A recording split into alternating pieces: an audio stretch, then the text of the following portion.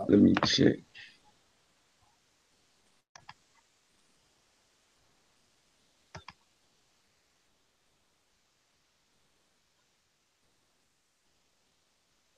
Let's see.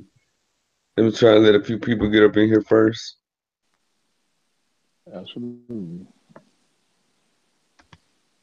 Put that little like up on that joint right now. Yes, Appreciate it. Appreciate it. for sure. Let me see. Yeah, I've been thinking about. I don't know if I want to pull the trigger though. I was gonna think about just dropping a couple hundred and getting a MacBook real quick or something like that. But Hey, that'd I be think I'm cool. gonna You know, see. I'd be there. Yeah. I'm a see though because I bought my daughter this Acer a few years ago, and I know that she already got because I bought her editing software to go with it, and I'm thinking I might be able to put that joint to work. So I'm gonna have to check it out before I go get another computer. But Mm-hmm.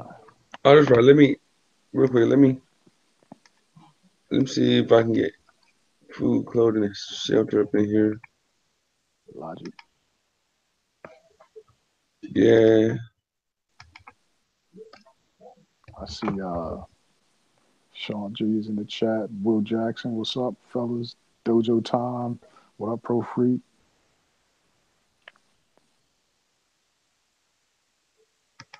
All right. So let's see. All right. I see Dojo Time up in there. Yeah, yeah, This is- y'all was going in on y'all was going in on that Yeah. boy yesterday. I was like, yeah, that's what's up. They was on him. I was like, yep. Yeah, because What's I ain't gonna good? What's front. I was good? feeling some kind of way toward that dude though. Like y'all saying, y'all got real life proof, from what's going on or whatever. And dude is like discounting your Man, I was reality. about done. I was about done when he said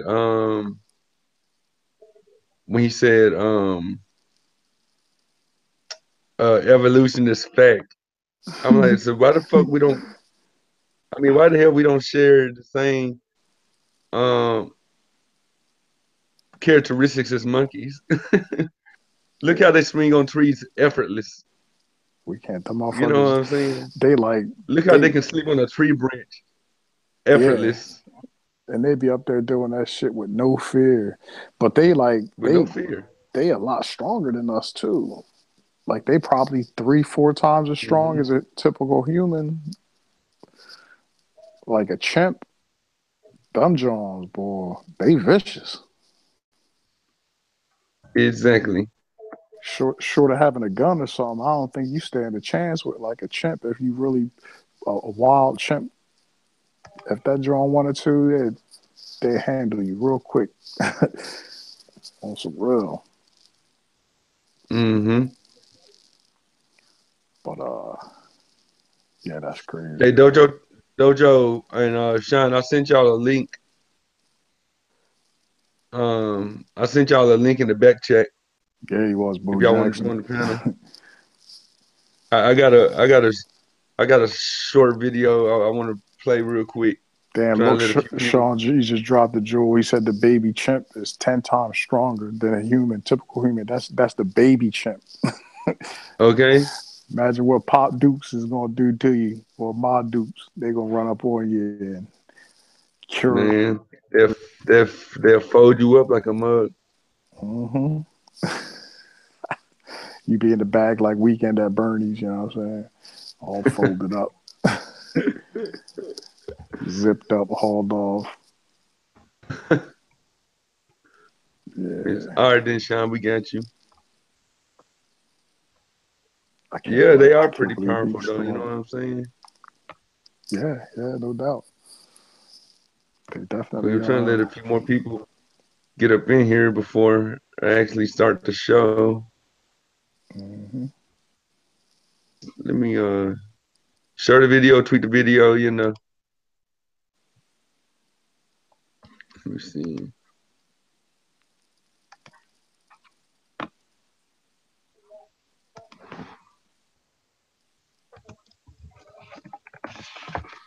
the hell do I get back to?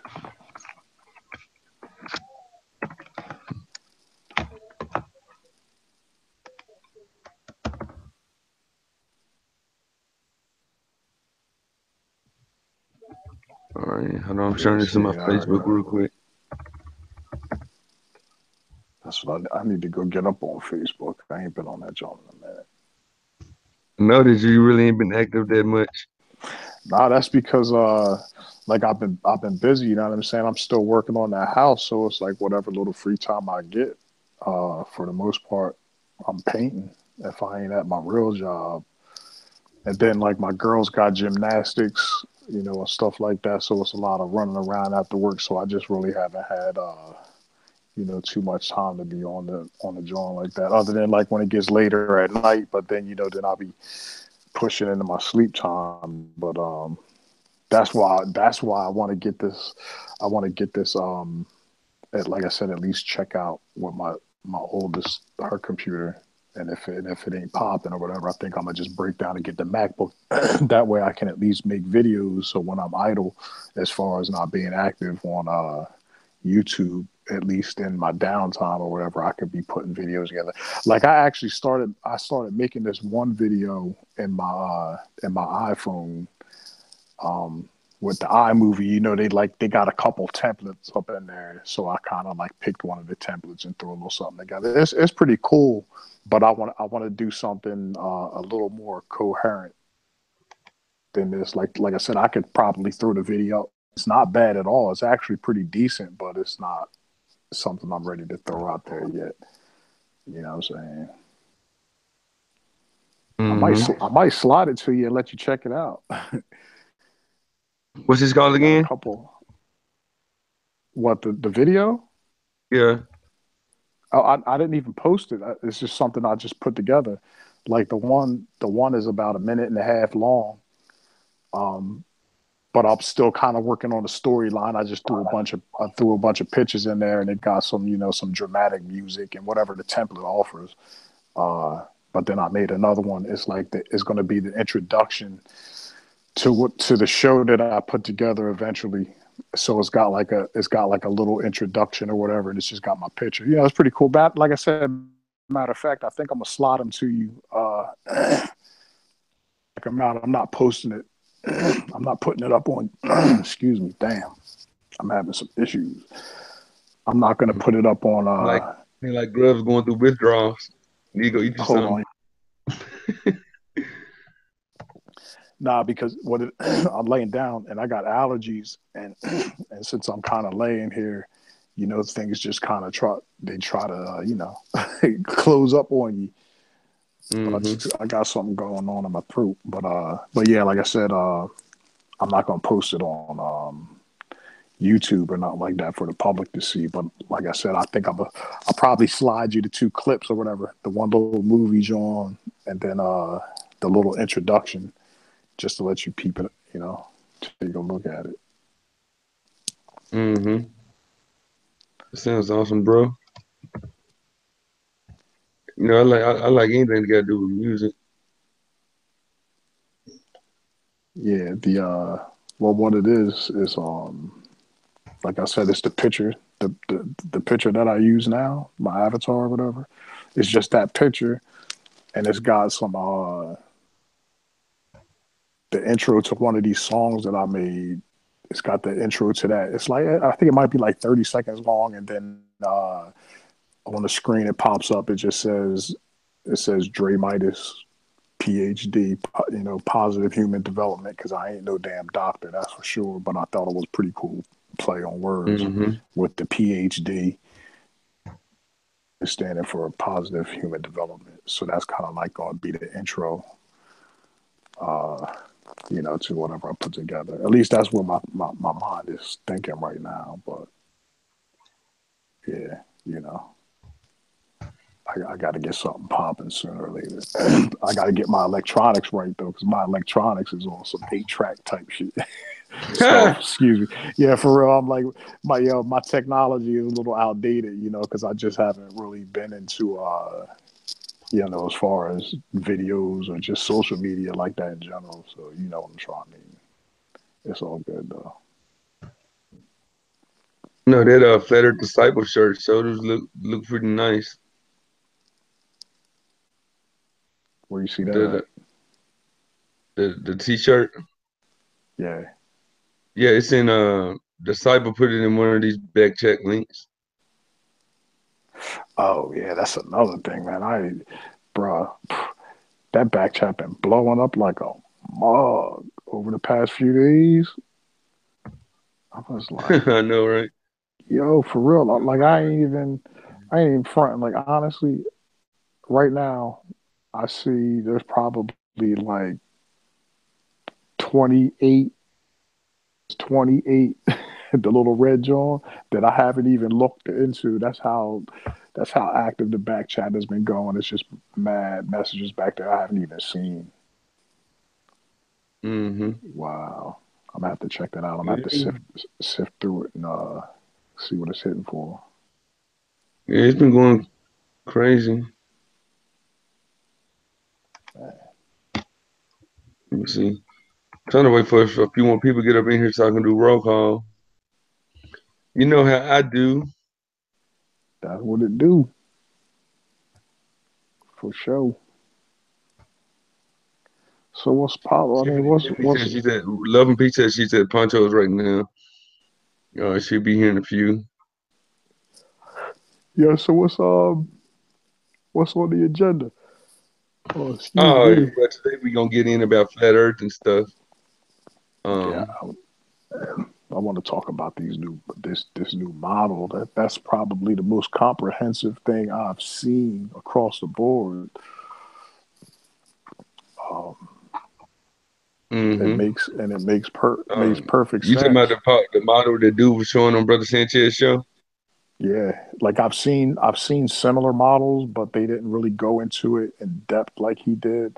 Like when I seen that dude do his presentation, like it tied up a lot of whether it was like a loose end or something that I just couldn't figure out or something that I never even thought of thinking about. You know what I'm saying? So it made a lot of things more coherent as far as how the entire system may actually look, how it operates, like everything. Like I thought that presentation was probably one of the best, and when I say one of the best, like seriously within the top two videos that I've ever seen as far as a presentation about anything, whether it's a model, information, a disease, whatever technology. Is probably one of the best videos that I've like ever seen as far as information and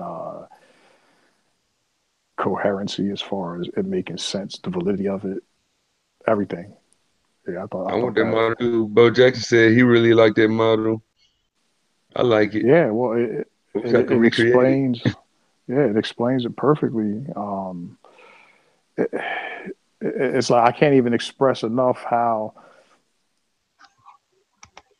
to me, So how what spot if on it is.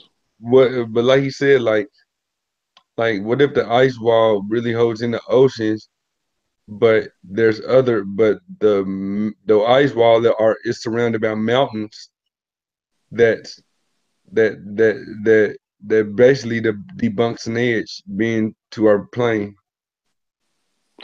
Well, yeah, well, the from what I understood, the ice ring around us, and then I'm assuming because I don't think he really got into it, but I think he touched on it, but I don't know if he really made it clear. The only true mountain range, from what I gathered, would be the one that separates us from the North Pole. There's one there, and then there's a mountain range beyond what they call the Admiral Byrd Ring or whatever, Admiral Byrd Land. So not our ice ring. So basically, our ice ring doesn't have a mountain.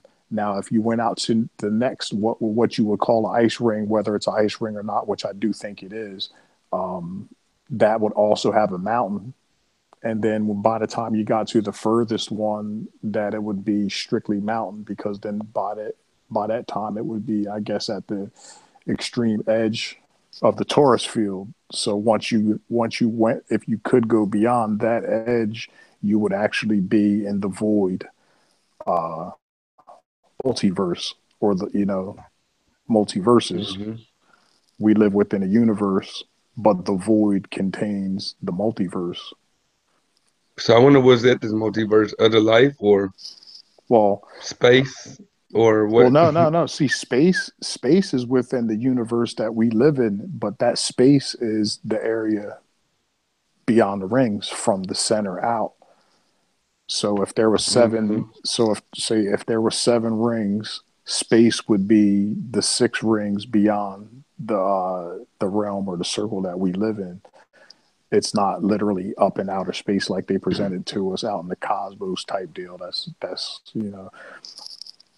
not how it's Real quick, I'm gonna show y'all here. I think if I put the chat here, I can block the Hangout link. Oops. you're about to present your Yeah, screen. yeah. I'm finna show y'all something. You presenting to the live chat, or are you presenting back in the back chat?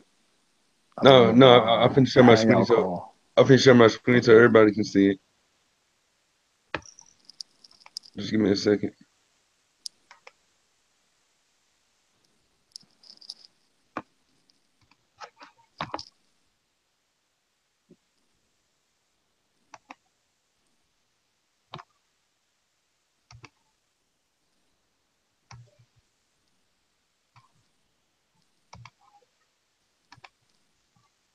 All right, can you see it?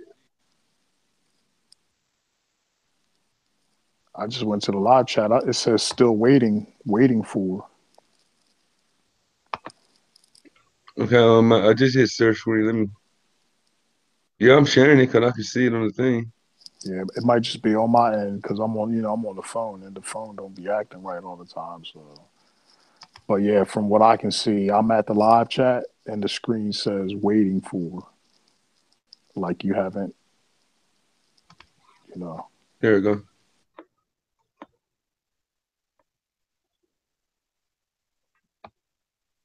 What they ain't Yeah, I think it's now but it's doing that. No, no, oh, this because I haven't pushed play yet. I'm trying to have my Hangout link. I Let me. know I'm not going to be able to watch it though because then it'll disconnect from the call. Oh, okay, He- okay. Is that Karen? Hey, Hello. Karen. Hello, Karen. How you doing? Hey, hey, welcome to Science Academy, Karen. Hey, mute your mic Yeah. real quick. I got something to show everybody. Y'all are going to laugh.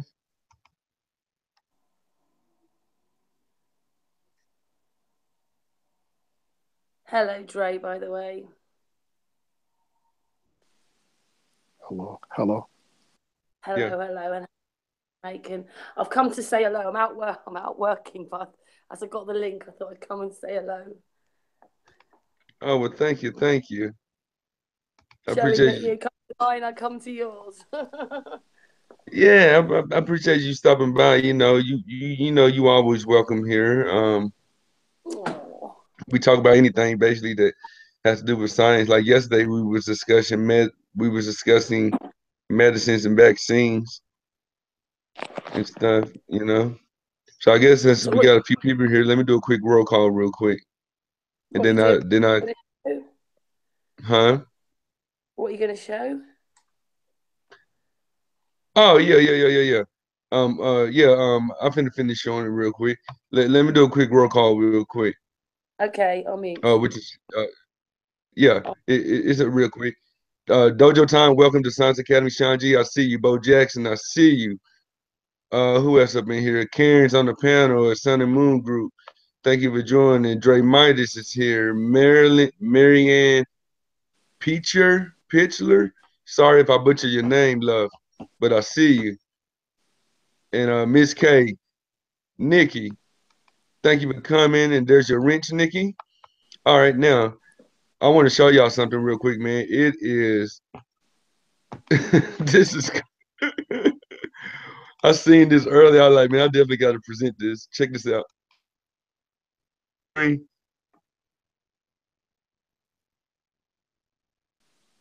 Yes.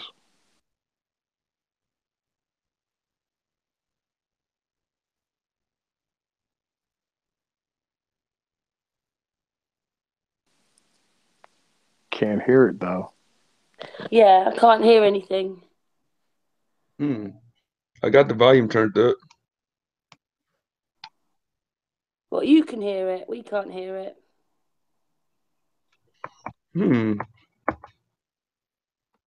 Okay, let me try something. Always got to be a bit of technical. Yeah. Yeah, just a bit. Do you have a microphone? I got my headphones that You, that you All right, so just try this. I don't know. It might work though. Play what you're playing. Have the volume on, but unplug your earphones. That might let the sound play through your speakers so we can hear it. yeah. I don't got them hooked up though. I'm talking to y'all without my headphones. Okay. Never mind. So maybe I'm trying to see. All right, let me pause this real quick. I'm trying to see if I can adjust the mic. Let me see. Here go the control room. Let me see. I can turn you up. I can turn you up. Jamaican. Yeah. If you can hear it fine your end and it doesn't come through, then maybe it's like Dre says. It's about the speak. Your earphones. Yeah. I don't have my headphones on though. Oh, okay. Oh, hold on. Default. Let me see. This is default. Let me check the setting real quick. Let me see, boys. Okay, let me check this setting real quick. Now I'm finna go back and push play. Let me know if y'all can hear it. Can y'all hear it now? Nah. Y'all still didn't hear it? No, Nah. we can hear it. Uh, what about, let me see. Let me ask the chat. What about, can y'all hear it out in the chat? Could y'all hear the video? I'm not using my headphones. I'm talking freely without my headphones. I mean, I started the stream without my headphones. See, the only other thing that I can think of, unless it's some kind of setting in the Hangout or whatever you're using to stream, it's probably in the computer where you have to change. It's a setting where it'll allow be played through a particular, whether it's headphones or speakers or something like that. It might be something like that. I don't know. Have you played a video previously that people Did could I? hear in the chat, or is No, this I the think this first is actually time? my first video. This is my first time doing a video.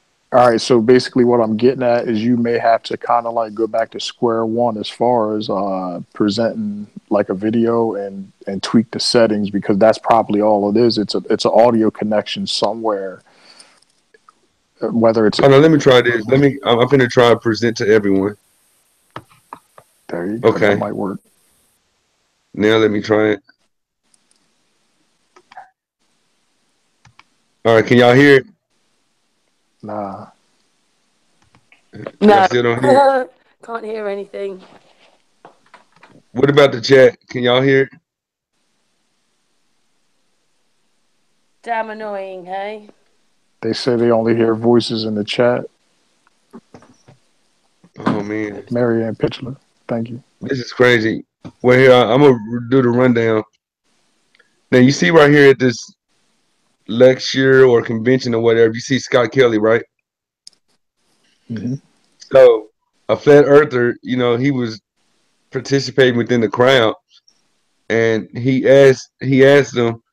He says, right here. Hold on, let me get to that part. Click on, yes. I don't mean to interrupt you, but click on the little microphone thing on that. Right Click on here. that right there. Click on that. Yeah, it's up. It's Now turned that's up your all the mute. way. Oh, okay, that's your mute. Now I thought maybe it would open up your settings for your audio or something. But Let me just- I can read that, but that's not it. I'm not at home. I'm on my See that? phone. It's so different on your phone. I'd have to go home and look at my computer to work it out. But I'm not at home. I'm just finishing work. Oh, look at that hardworking woman. Morning for you. What he said, what he's doing. He asked the question several times. There's been bubbles coming from during your space while there's been bubbles coming from your helmet, and you see how he's playing with his hands. That right there is a nervous That right there is a nervous gesture. You see this right here? Mm-hmm. You see how he's Yep. fumbling with his hands? That's a nervous gesture because he's been put on blast in front of thousands of people. Right? Look at him. You see that he keep fumbling with his hands, and then he was like, maybe it's jet. He's stumbling over his word. Maybe it could Yeah, be I come saw from this sweat. video. You know what I'm saying? Maybe it can come from sweat. And at first he was like, I really don't know what you're talking about. And Yeah, then yeah. Of course, he'd say that, wouldn't he? I don't know what you're talking about. yeah, Well, the guy, somebody in the audience questioned him about, like for instance, the astronaut, the one guy had his helmet started filling up with water. So he started questioning Scott Kelly about it, and I don't think Scott Kelly was expecting anything remotely close to that type of question. And you can really see if you watch the video, you can really see how uneasy Scott Kelly was talking about it. He was kind of like fishing for what he wanted to say, and like what Jamaica was saying, like when he was kind of like fidgeting with his hands or whatever, that was when he was put on the spot. And his response was like, it could be anything. It could be sweat. It could be moisture from the cooling system. But the guy's helmet started filling up with fluid. Like if somebody's sweating, to the point where their helmet starts filling up. Like, you sure he's not peeing himself? You know what I and then he mean? got booed. The dude that asked the question got booed. They was like, Yeah. And I think they maybe kicked him because you out. was filming in the What maybe can because you they was say? filming in the What can they say really, though? What can in the they say? In the pool. pool. Because they're lying, and they know they're lying. Yeah, Yeah. But I saw that that and I just was kind of thought to myself, I was like, yeah, that dude, he's definitely on the hot seat in that video, and he was for sure feeling uncomfortable saying whatever he was saying. It's just kind of like the rest, like with the rest of them guys or whatever. When you start questioning them about as far as like landing on the moon and stuff, they get all belligerent and irate and whatever else, because they know it, they're full of it. yeah. Just the faces that. What's the guy's name? Is it Aldrin that makes the faces? Yeah, Yeah, yeah, yeah, yeah, yeah. yeah, like Buzz the Lightyear, infinity yeah, that and like, the beyond. expressions that guy makes are they like tell it all. Like when Trump was speaking the one time or whatever, and he was talking about space and all this other stuff, and Buzz Aldrin's face looked like he was having personal conniptions. I was like, wow, yeah, it's Shout out to funny. Luke Marshall out in the chat. Welcome to Science Academy. But yeah, that was funny, man. That was Yeah, he was just fumbling with his hand. Yeah, then he put them in his hot pockets. See, that's nerd. Either that or he got a bad case of Parkinson's, like Michael J. Fox, who always talk with his hands in his pockets. I'm just saying, you nah, know, that dude ain't have no twitch. yeah, he didn't have He, no twitch though. That's the only nah, thing. he was just nervous. But you expect it from them. But that was kind of one of the things, excuse me, that I really liked about the presentation. What I can't remember the guy's name. I think it was Martin. What's his last name? I don't know. I can't Well, remember his anyway. Martin Leakey. Lied to Nah, me. nah, nah. Oh, It's That definitely name does not sound Martin familiar Leakey. though. Martin. Um, I'd have to look. I'd have to look. As a matter of fact, let me look real quick so I can get this brother's name right because I don't want to mess his name up.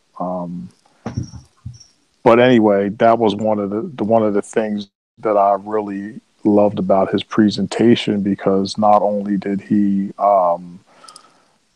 clarify and describe how actually work, or possibly work anyway. I don't want to say actually, because honestly, nobody can say with 100% certainty of as to what exactly is going on. We may know to a degree, but his presentation was on point, and not only did it explain the flat Earth, it also he was able to incorporate some of the things that these heliocentrics give us as far as numbers, or if it shapes, whatever the case may be, how it may possibly and most logically and most likely tie in to the system that he presented, and it was very comprehensive. It was deep. And I definitely think if people haven't seen it yet, they should definitely watch it. I know now since that question came out or My bad, whatever. real Huh? quick. His name is Martin Kenny. His name is Martin Kenny. The presentation that he did on Brother Sanchez's channel. And matter of fact, Santos Bonacci, pretty much after Martin Kenny made his presentation, him and Santos Bonacci had some conversation back and forth about the model, and so a few things that they may not have agreed on or whatever, but it was it was an awesome build. Definitely something people need to check out for sure. Yeah, I was watching a lot of it. He really went into detail, and it really made sense when he said that, you know what I'm saying, the mountains basically block us from the other ring. And then I thought about it, I was like, how many of these flare clues, how many times have they used that in these movies with flat earth clues? When you think about the groups, I think it was the groups when they couldn't go past the edge, they didn't want to go over the mountain, so they stayed in their cave. You know what I'm talking about? The grooves. And then you think about Moana, you think about Dark City when they, you know what I'm saying? You think about, it's like all these movies with flat earth clues that basically use, like, you know what I'm saying, you go over the mountain, you're gonna fall off the edge or whatever. I mean, not saying that it's the case, but I'm just saying how they use these flat earth clues, and then they'll write something ridiculous into the script to not make you like really think about it in detail. Are y'all there? Oh, my bad. I was muted. I was sitting there talking. Didn't realize I was muted. Yeah, no, I mean, that's definitely what it Uh, is. They put a lot of information as far as disclosure in movies, and even and I hate to say it, but to some degree, and like I said, this brother Martin Kenny kind of made that clear, at least in my mind, that to some degree, NASA does tell you things that are basically truthful. But what happens is, let's say we'll just use the typical 100%. What they do is they take 10% of the truth, and then they wrap it in 90% BS to throw you off the true path of what's going on. So, like for instance, Martin Kenny made a reference where the energy that creates the torus field that surrounds our plane is perhaps traveling at 1,000 miles per hour or whatever. And in the heliocentric model, they tell you that we're orbiting the sun, or I'm sorry, that the Earth spins on its axis at 1,000 miles per hour. Well, Martin Kenny is saying that 1,000 miles per hour is actually a truthful thing, but it's not that we're going around the sun at 1,000 miles per hour. It's the speed of the torus field that surrounds us. And then the next ring out would be the equivalent of, for instance, they give you the number that that the Earth is orbiting the sun at, what is it, 67,000 miles per hour, when in all actuality that 67,000 miles per hour would pertain to the speed of the torus field in the second ring, whatever. So What if the actual thing was actually the sun's orbit above us? Like the reason why Australia probably see different sunsets in the southwest or something. That could be a thought, I guess. I mean, that's a thought. Well, yeah, I mean, no, it definitely could be, but like in his model, particularly, and not only his model, but several other models, like about the spiraling carousel motion of the sun, where basically it goes around in a circle, but as it's going around in the circle, it's elevating and it's declining, as it moves through its stages or whatever. Uh, Mm-hmm. and that's something that's around in quite a few models. That's where the story of, like, or the tradition of the Christmas tree and stuff like that comes from. That's showing you, that spiraling motion of the sun up and down, as well as the moon, whether it does it exactly the same or not. Like I don't know, but this is kind of like how they tie all this stuff together and ritualize it, and you partake into these things because they twist it, into something that it's not meant to be. And this is pretty much how they control you. It's like On it's like they give you a bit of truth. They give you a bit of, like you said, they give you a bit of truth, and then they throw something crazy into it. Be like, oh my god, that's gotta be true. Yeah, it's to me, it's kind of like it's like a Tootsie Roll pop. Those taffies with the Tootsie Roll in the middle. Well, Yeah, the Tootsie Roll in the middle, even though it's a lot larger than the truth that they give you in this comparison, but the Tootsie Roll in the middle is the truth. But what they do is they take that Tootsie Roll in the middle and they dunk it in a bunch of cow shit, and make it all nasty and put all this fake stuff on it. You got to kind of like sift through all the BS in order to get to that Tootsie Roll center, which is the truth. You know what I'm basically, saying? So yeah, it's real they tasty. That's when you yeah. get Well, once you get to the truth, the tasty, chewy center. They be like, man, that was good food for the soul right there. yeah. But that's why I love the analogy. I love using the analogy of knowledge comes in the form of an onion, and it's like every layer has a little bit of truth and a whole lot of bull. You get rid of that layer, you go to the next layer of the onion, it's a little bit of truth Not and a only whole that, lot of sometimes bull. the truth and the truth will make you cry just as much as the onion would. Yeah. But see, the thing about that onion is that truth will only make you cry is when you dive into it, because an onion doesn't have the power to make you cry until you actually peel it.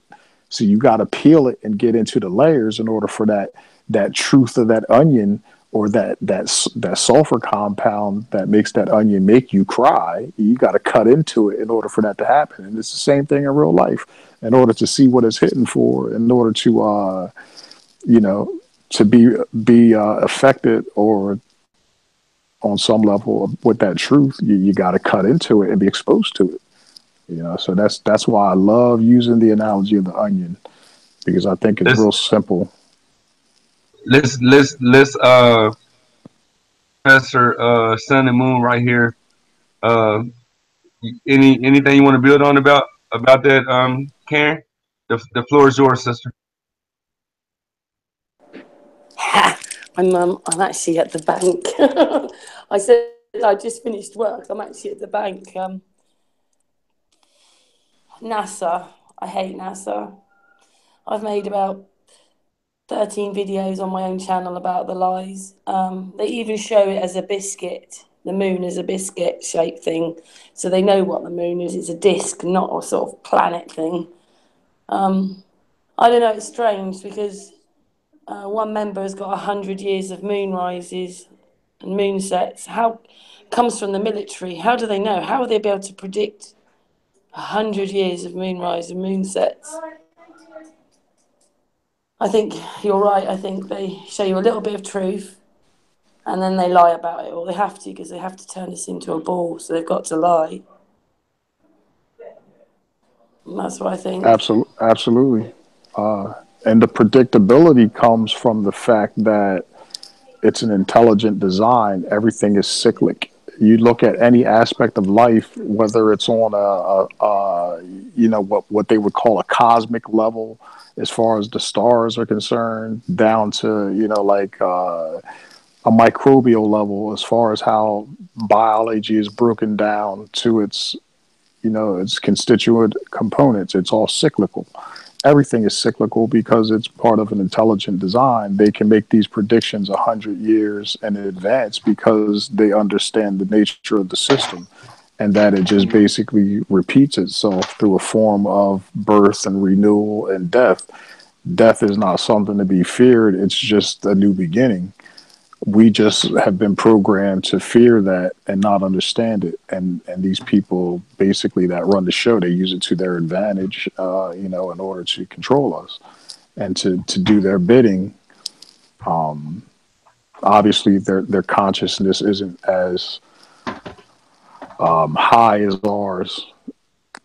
It may have been at one point, but and like I said, this is why I love the presentation that Martin Kenny put together, because he explains that that's a product of the Taurus field with the transformation of the consciousness as you move from the center toward the outside. But at the same time, you have consciousness, which would be us, so to speak, that's moving toward the center because we're working our way back to the whole, back to the truth. And then he, like I said, he breaks it down as far as the fallen angels, what fallen angels really are, and how they play into the cosmic egg that we inhabit.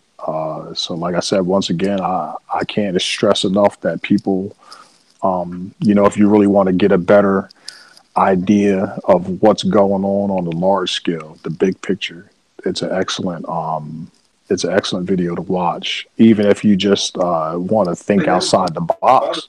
What really would have made like that model, like, I mean, the model was already to me, in my opinion, the one. But what really, really made that model so great were really no globalists would have no any rebuttal at all to it, was if he somehow would have added atmosphere to it, like on different scales of atmosphere, the atmosphere that we know of, and then how the atmosphere should be like on the other side of the ring, and then on the other side of that ring. You see what I'm saying? I was thinking about that. I was like, man, this model was so dead on that he's presented, but it would have been basically just if if it would have like. I think he did. I think he did address that. And the only reason why I say this is because he went. Hold on, real quick, Dre. You're back real quick, and I'm gonna give you the floor right back. Oh yeah, all right. Hello, Professor Frequency. Welcome to Science Academy, brother. Pro free. Yes, I'm glad to be here. Yes, it is indeed. What's up, Dre Midas? I'm here Jamaica Chilling, bro. Science Academy class, Pro Frequency. Yes, I'm here. What's up with y'all? Yes, sir. This is what's up. Go ahead, Dre. The floor is yours, bro. Yeah. I was just saying. I think he did actually address that, because I know what you're saying. But when he went into detail, on the inner ring, which is where we live, he explained, he gave you a breakdown of the atmosphere, more or less, and then he even took it to the next level and told you what the layers were as far as the mesosphere, the troposphere, the whatever. Oh yeah, he did. All right, that. Yeah, but I guess that I was getting to is, so basically all these concentric rings, if you will, all of the domes, all of these elements are within the the other rings as well. The only difference between our ring and the outer rings per se is other than the suns and the moons that are present within the system, the fact that we are the center, so all of our land masses and water are centralized, whereas obviously when you get toward the outer rings, obviously in order to for them to like literally what we would call go around the world, even though that we know it's not necessarily the case, they would actually be traveling around us, so to speak, whereas with us in the middle, we're cutting across that plane. They can't cut across the plane because it's cut off by the torus field or the dome. You know what I'm saying? So they could only go in a circuit. How Dre, you would have liked it last night. We had Weedy the doc. He is into free energy, and he's had machinery. I'm going into supermarkets, so I hope it's not too loud. He has machinery he's used where he knows where he's sent scalar waves up, and he knows there's a firmament, so he knows we're in an enclosed system. Oh yeah, absolutely. Like, yeah, I wish I did catch that. And it's funny you say that because I the sent you the military, link. the military's been bouncing stuff off of the dome, what we call the dome anyway, and Yeah. they've been doing it for a long time. And like I said before, I think this is one of the biggest misconceptions about the dome. The dome is not a solid surface. I Although really don't He's think it is. wondering he's not sure whether it's solid or not. He's not sure. It's definitely a frequency. Yeah, see, I think it's energy, especially when, like I said, when you take into account something like a torus field, where that's energy in motion, that basically powers everything. To me, that's not something that's a physical solid surface like a piece of glass, but the energy that makes that torus field or that Van Allen belt, whatever you want to call it, it's the energy is so dense and powerful that you can't penetrate it. There's nothing that you can do to alter it. That's just one of those things where it's not even within your scope to, like these. At one point in time, they were launching nukes up there for whatever reason, trying to destroy it, if that's the case. But obviously, they were unsuccessful with that because it's not something that they're capable of altering or destroying. That came from the creator. It's like, but They can't like mess my with thing that. on that is like it's it's real. Oh, actually, Jamaican was there listening to some of this last night, weren't you, Jamaican? But Yeah, I was on the when the panel. scalar waves go Remember up, I was on they your come. panel with you. Yeah, they come back immediately. The scalar waves immediately.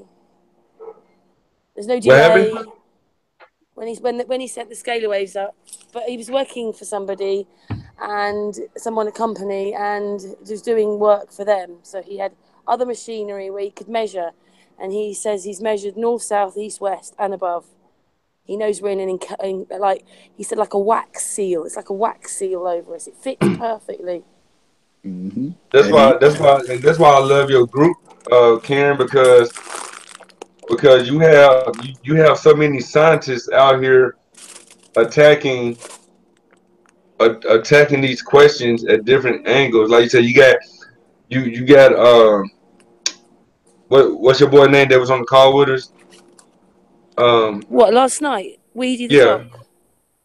Alan, that's his name. His name's Yeah. Alan. So yeah, so like for instance, you got Alan with his machinery out there testing different frequencies. Then I know you got other people that's probably traveling the world around the world, literally tracking the sun and the moon's movements. I mean, that's why I love your group, and because Oh, y'all got everything. it's the people's group. It's all about the people. Yeah, and that's It's why I all to love do with the that's why I people. love tuning into your show or whatever. And real quick, I'll say this, and then I'll give my brother Pro Freak the floor. Um, my thing as far as the dome or the firmament, like I said, when I'm just sitting here looking, and I come out and look at the moon and stuff almost every night and look at the sun, it doesn't seem like it's a solid surface. It, It seems like it's just pure energy, like a force field of some type, you know?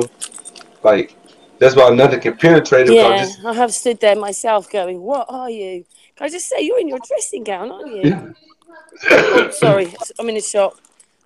You've got your dressing gown on. You good? I digress. Brother, Professor Frequency, the floor is yours, bro.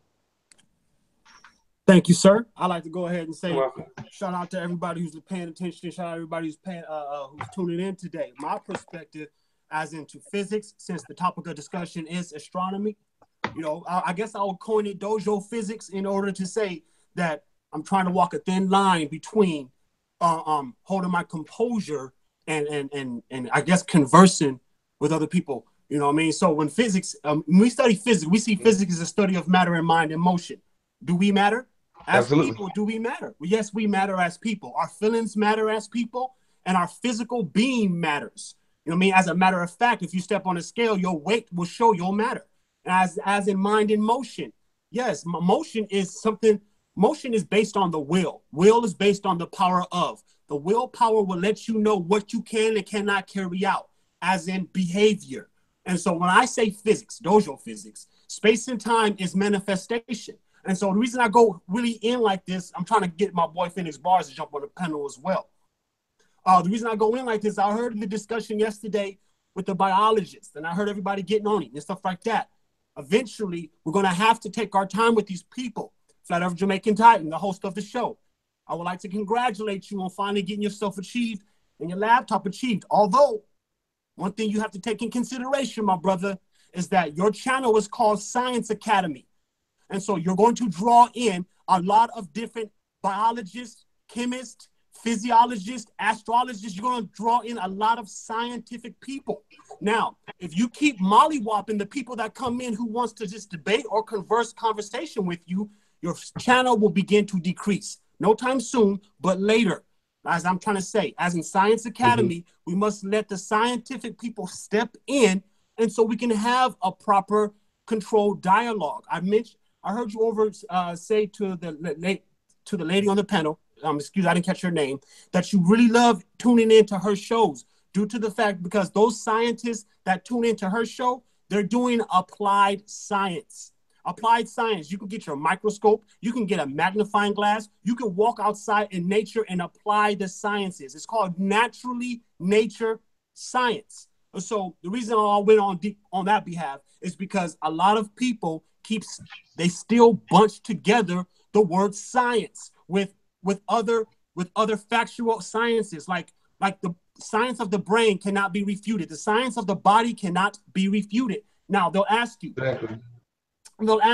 how much do I know about the body? And so when I go on Dojo Time next, I'm going to break out all my shit because, excuse my language, I'm going to break out all my stuff. I've sat at autopsies. I've dissected mosquitoes. I see what bacteria looks like under my microscope 2,000 times, you know? And so Dojo Time is never going to let up off academia.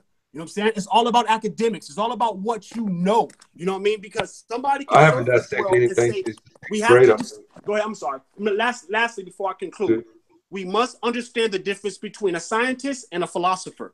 People who keep philosophizing and then attacking scientists, you're sadly mistaken. A lot of scientists, it doesn't matter what field of science, because science is just the study of. A lot of scientists do not like to have conversations with other people who don't indulge in the science that they articulate from. Is because of the argument and the friction. We're always going to get friction when we don't understand something. Okay. And so when somebody says, oh, I've graduated to become a chemist, or I have a master's degree in biology, it doesn't necessarily mean that they're a globe earther. Just because a biologist, I'm a flat earther, right? And I got a lot of credentials in chemistry and biology, you know what I'm saying? In chemistry and biology, but that doesn't mean that you should attack me just because of my credentials. I rest the floor. Yeah, as far as yesterday, when the biology major got on the thing, it's like he had the attitude that I really don't have to listen to what y'all saying about vaccines and medicine because I'm the biology major and I'm telling you they are safe. He kind of had that type of ego that my college degree says I'm smarter than you type thing. So then when he started coming in and talking about this is real, this is real, this is real, that's why Bo Jackson started going in on it. He wasn't attacking his The people have credentials. He to was come basically together. That's attacking his it. information. I Huh? mean, no one. Go ahead, I Cam. mean, there's things like NASA, isn't there? There's not an organisation or anything like that, our side of it, to help us. So basically, it's just ordinary people who are learning or clever or understand having a go at doing this. It's just the people without a great big organisation, without millions of dollars or pounds behind it to help. It's just the people. We need to come together. Otherwise, we're never going to get anywhere. We'll be talking like this in 20 years' time. I totally I agree. agree. I We 100% need to Absolutely all agree. come together and just somehow get on with it. We'll never actually know the true shape for sure. We'll have our idea about which Yeah. map we kind of follow, but And we that's all the know it's thing. flat. We always be cordial with these people, right? We always try to be cordial with these people. But then when they but then when they say that when they come up with that, basically I studied this, I studied that, so that pretty much I pretty much know what I'm talking about, as if we're not out here putting our blood, sweat, and tears into our studies. You know, I take I get offense to that. You know, that's when I was like, hey, you know what, you need to chill back and stop bringing on what you learn, because Yeah, get rid what of you that tell us. ego. That kind of ego belongs to the globe world. You know, flat Earth ego is different. It's about sharing and Yeah, caring, as far as I'm concerned, and respecting each other. exactly. And when people, and like I know, Pro Freak, I know he puts his everything into his science. Same as Dre, same as I, same as you, same as anybody in the chat room, right? But so when they come with us, I'm out, y'all teaching lies, and I had one that I'm not even gonna say his name because I know he called me, but he commented on one of my videos talking about uh uh I hope you and your kids die in a fire. You see what I'm saying? I didn't even feed into That it is or whatever. I just horrible. say what now? That's terrible. Oh, son, you still there? I mean, what happened? I don't know. I think her She might have lost a signal or something. Okay, well, yeah. I guess until she come back, okay, I'll mute her. Feel free to unmute yourself. Um, Karen, when you get back to the call, um, when you get your mic worked out. All right, go ahead. It's the floor is y'all, fellas. Go ahead. Well, Yeah, I'm just saying that. Sorry about that, Dre. I'm now just you saying good. that we're gonna always keep spinning our wheels, just like I'm trying to look at her name. I think it's the Sun and Moon. Just like what she's indicating, man. We're gonna always keep spinning our wheels as long as we keep paying attention to what everybody else is doing. You know what I'm saying? The science that I apply, like I said before, and I'm gonna say it for the last time. I do it in order for me to in order for me to investigate. Okay. When it comes to these panels and us in regards to challenging or debating who we're going to go against, right? Some of us are primary sources, like for instance, Bo Jackson, Flat Earth Jamaican. They're primary sources. They've experienced how these sciences has caused them heartache and grief in their lives due to their children. So there's no way around it. No one's going to be able to tell somebody about their children, and especially when there has been when there's a defect in regards to a vaccination. Now, do I agree with vaccination? Hell no. Do all vaccinate? Vaccination is a science within itself. Okay, True. vaccines, virology is a science within itself. My point is this, and this is my argument. Don't talk about something you know nothing of. You know what I'm saying?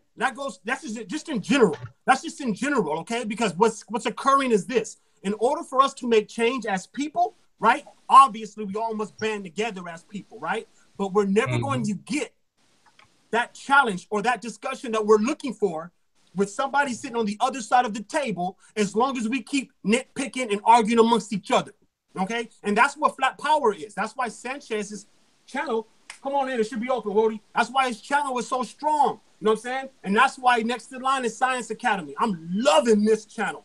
I am going to love this channel. Reason being is because this channel is not for pseudoscience. It doesn't say Pseudoscience Academy. It doesn't. It says Science Academy. Science means the study of. Ology, O-L-O-G-Y. So it doesn't matter what we discuss. Flat Earth Jamaican, you're doing a marvelous job, my man. And the way you're titling your videos, you're doing a marvelous job at it. I rest the floor. I'm waiting for Phoenix. I'm going to give him the Thank link. you. It took me about a month or so to come up with that concept. I was like, cause I forgot. I think at first I was gonna name it school or institute. Then I was like, no, like, man, what do all of us have in common? Me, you, food, clothing, shelter, Ace Corner Talk, Dread, Brother Sanchez, Dre, Sassy, Marlena. What do we all have in common? I'm like, we all talk about science, and it don't even have to. It don't have to deal with flat Earth. We talk about aviation. When we talk about airplane, when Marlena talking about airplane, that's science. Sometimes she talks about spirituality and paranormal activity that she's encountered. That's science. You know what I'm saying? We talk about growing your own food and stuff. That's science.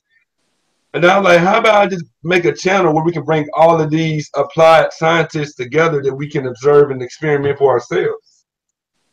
And thus Science Academy was born. Exactly. Exactly. You know, I mean, no one can deny experience. And that's the reason why most of us are so eager to get on these panels and argue amongst these people who consider themselves our peers or more intellectual than we are. It's because most of us are getting this encouragement through experience. But at the same time, we cannot allow experience to taint the waters of conversation. You know what I'm saying? No matter what, everything has to be looked into. And that's what makes us hella strong. Facts. Hey, guys. What's up, Tiff? Hello, love and peace. Welcome to Science Academy, sister. How you doing? I'm good. Sorry I wasn't here earlier. I was over on Poncho's panel. No, it's cool. It's cool. The class is always open. Shoot, I got the house vacant for a few hours, so I'm trying to put in. I guess. Did you say bacon? Sean said bacon. He's talking about 4 pancakes, 3 eggs, 2 bacon strips. To go with that double Windsor. This ain't Aunt Jemima. I ain't gonna make no pancakes for that syrup. Yeah, no, I'm definitely feeling Jamaican's channel because it's right up my alley. Like I love science. I always loved science since I was a kid. So definitely think that this is, in my opinion, one of the more important platforms because, like Pro Freak was saying, strictly from the name of the show alone, Science Academy, with the implications that you're obviously going to be going over things of a scientific nature. That's where you actually prove and disprove what's real, what's pseudoscience, what's theory, what's actually fact. You're doing experimentation and the whole nine. So definitely loving the channel for sure. As far as like waking people up, like I'm slowly getting to the point now where it's, even though I do obviously want to wake people up to the truth, it's to the point now where it's kind of like my mentality is just keep putting that information out there, keep discussing and talking about the things that matter amongst ourselves, not necessarily even in a debate format. The people that want the information, the people that are actually beginning to wake up, they're going to seek that information, and as long as we put it out there, it's going to be there for them to digest. As far as waking up is concerned, that's something that everybody does at their own pace. And it's like I'm slowly beginning to realize that regardless of how much you try to impose or beat that knowledge into somebody's head that just isn't ready to see it, they're just not ready to see it. They need to come to that realization on their own. So I think at this point in time, it's basically our duty to put that information out there according to the truths that we understand, to know that we know are the truth, and then let those people seek that information out on their own. if somebody, somebody comes in and they want to debate, I think we need to be a little more finicky or picky about what types of Yeah. debates we will entertain, because at the same time,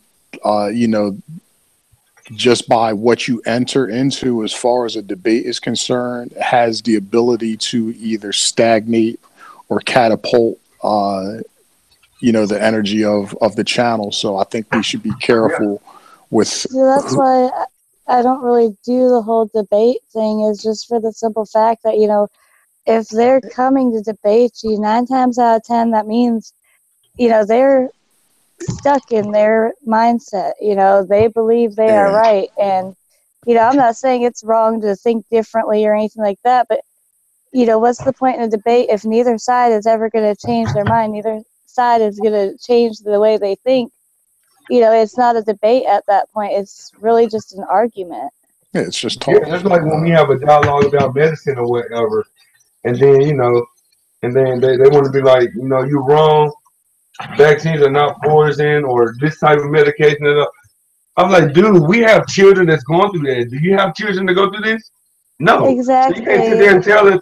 And we see the medication, that what it does to them. The reason why they're no longer like on that type of certain type of medication, man. I mean, it's like, so Exactly. And that's like, that's what people get us like us, irritated.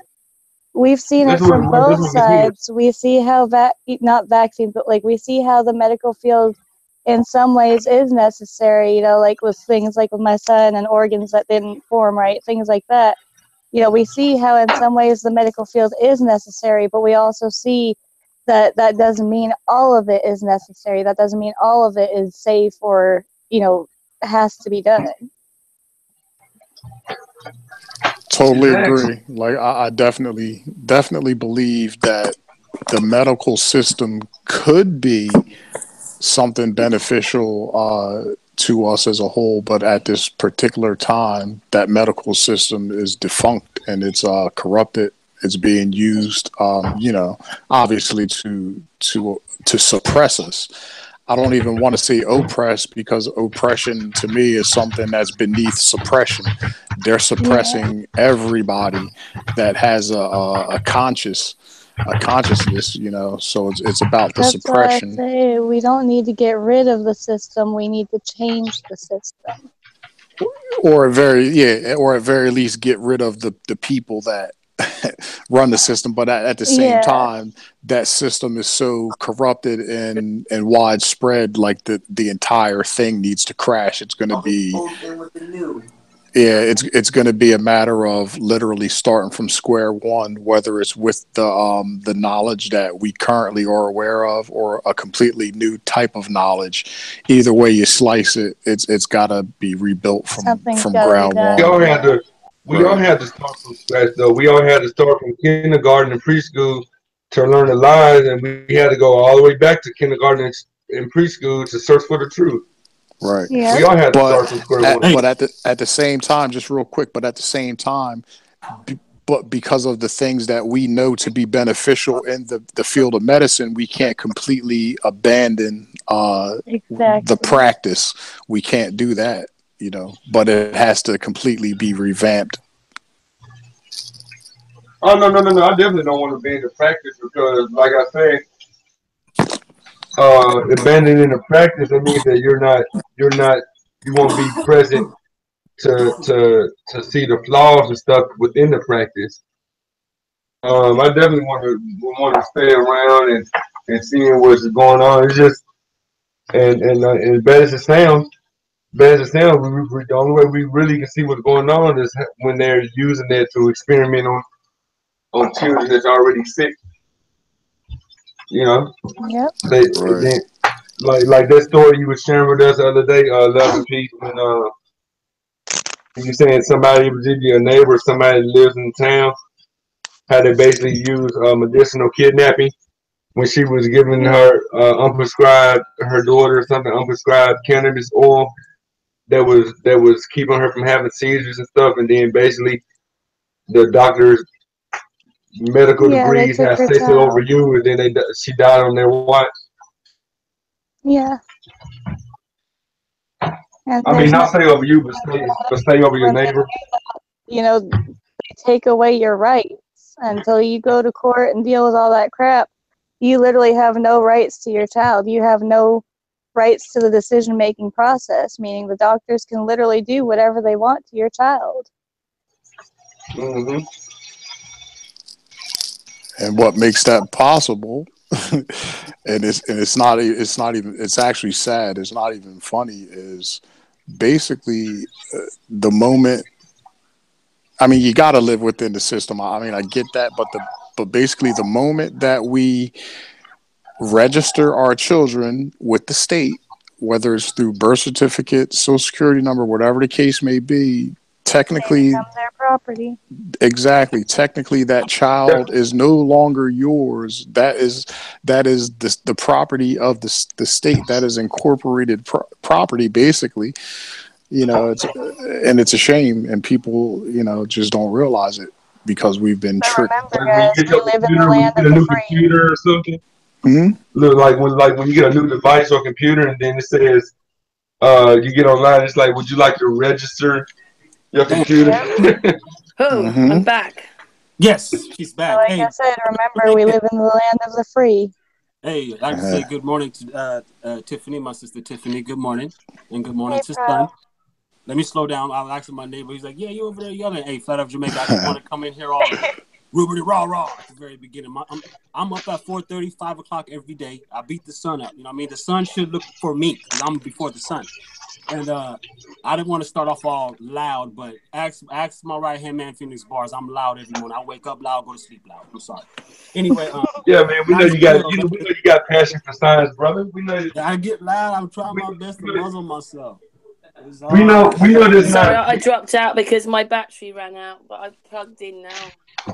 Oh, you What good? up? You good? What up, Southern Moon. Phoenix? Is What's up, Phoenix here? Phoenix? He in the chat Is or is Phoenix here? he? Nah, well, I heard he mentioned him. I thought maybe he was at the crib or whatever. So I was just Nah, saying, what's up to the brother? Yeah, who's on the hangout now then? I don't here you know go. everybody. Yeah, because that's the thin piece We, right there. Hold we on, Karen. have Jamaican. I gotta We got turn. Jamaican. I Oh, gotta now turn was your Karen's mic back up because hold on. There it is. Okay, I can hear you.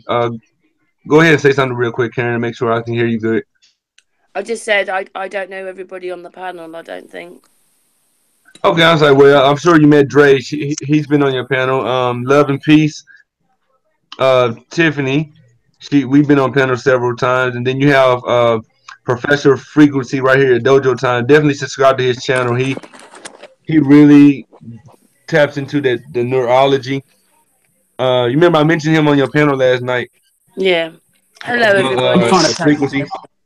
I'm just trying. I'm just like y'all. I'm no different than the awakened ones. You know the thing is about us, and like the gentleman that was on your panel yesterday, is that being awake leads us to our next way of thought. You know what I mean? It leads me to the way of to my thinking patterns. You know what I'm saying? I don't never try to jump the gun. Like yesterday, I was supposed to be on the panel yesterday when you had the gentleman who has his degree in biology on the panel, and he's lucky that I wasn't. You know, it's because you can't convince somebody when there's obviously human life in jeopardy. So any vaccination is always human life in jeopardy. Not to change the subject, but it caused me to look further into it. See, let me say something really quick while I got the floor.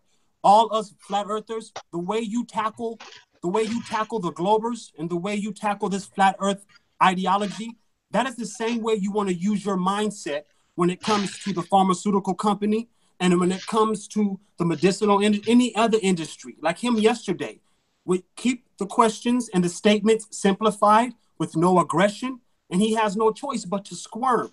You know what I'm saying? The way I see it is this: when you look, as I just began to look into it yesterday, but it's quite interesting that over 461 pharmaceutical industries come out of India, right? And Yep. obviously that you can go to college in India for less than 3 years and become a pharmaceutical rep. The same way India, and For this is no free. For disrespect. free. You This don't is even got not to this pay is no for it. disrespect against India or Indians. All right, I'm just seeing what an awake person is supposed to see. But it's quite interesting how they call me and call some of us asking for our information like they're the IRS, and then they rob us for our money like we got to pay back taxes. So something about these clairvoyant Indian people, right, who's in control of America's pharmaceutical industry, right? What's really going on? Because if I wanted to be a doctor here in America and I can prove the grades to do so, I got to go through 8 to 12 years of schooling and plus against society, right? But in India, they can get the same position, right? They get the same position in less than 5 years. There is something going on when it comes to pharmaceutical and vaccinations, and when it comes to the medical field, there's something going on. Why are And bro, it's funny. outsourcing our doctors? Why are American doctors outsourced? Answer that question. Anybody, I don't give a shit who you are. Answer the question. Why do America outsource their physicians? Why are our physicians coming from different countries? I rest the floor. Yeah, and you know what? I've always thought that because my granddaddy's my late granddaddy's one of his doctors or whatever, his name was Doctor something. And when he first stepped into his room, when my granddaddy's health started failing back in 2009, he just passed away in 2015. But when he said started fading in 2009 or whatever, I noticed the accent or whatever, and then I said, where you from? I think he said the Sudan. He either said the Sudan or Nigeria, but I know it's somewhere African continent based. And then I think about, like you said, pro. I do. I look at all these. I look at all these doctors, whether they're medical doctors, biology doctors, even evangelistic doctors. You see what I'm saying? Doctors in religion. I look at all of these doctors, people with PhDs and doctorates in science or whatever, that come from so many places like, Africa, Egypt, the Sudan, anywhere in South America, Chile, Spain, and they all flock to New York or somewhere here in the States to pursue their career. And but I think part of the answer to your question, not to dodge it, is because a lot of the education over there, what they're doing, they get for free. They don't have to go through no grants or nothing to get education. So they go over there to get their education for free. Then they can come over here and apply their career without having to pay back those student loans. And they use the H-1B And in order. I rest more. Right, and they use the H-1B to come here. See, the thing is, the way that the United States is set up, we don't have the educational system to provide the knowledge to do a lot of the things that these other cultures do. Other, like, outsiders look at America as an opportunity. It's a place to make money for two reasons: because they understand how capitalism works, and they also understand that, and I hate to put it this way, but for the most part, they understand whether it's actually true on an individual basis or not doesn't matter, because they look at us as a whole. They look at us as a lazy, fat country that's stupid, and they basically take that idea and they exploit us, and they exploit us through, whether it's the H-1B, where these people get these educations for free in other countries. They come here, they learn, they get the schooling, and then they leave. But for a long time, that wasn't happening. They would get these H-1B visas, and then they would come here and they would stay here. They would build their wealth, and whether they sent the wealth back or they just accumulated, they did what they did. But now it's getting to the point where they understand that the system we live in is starting to crumble.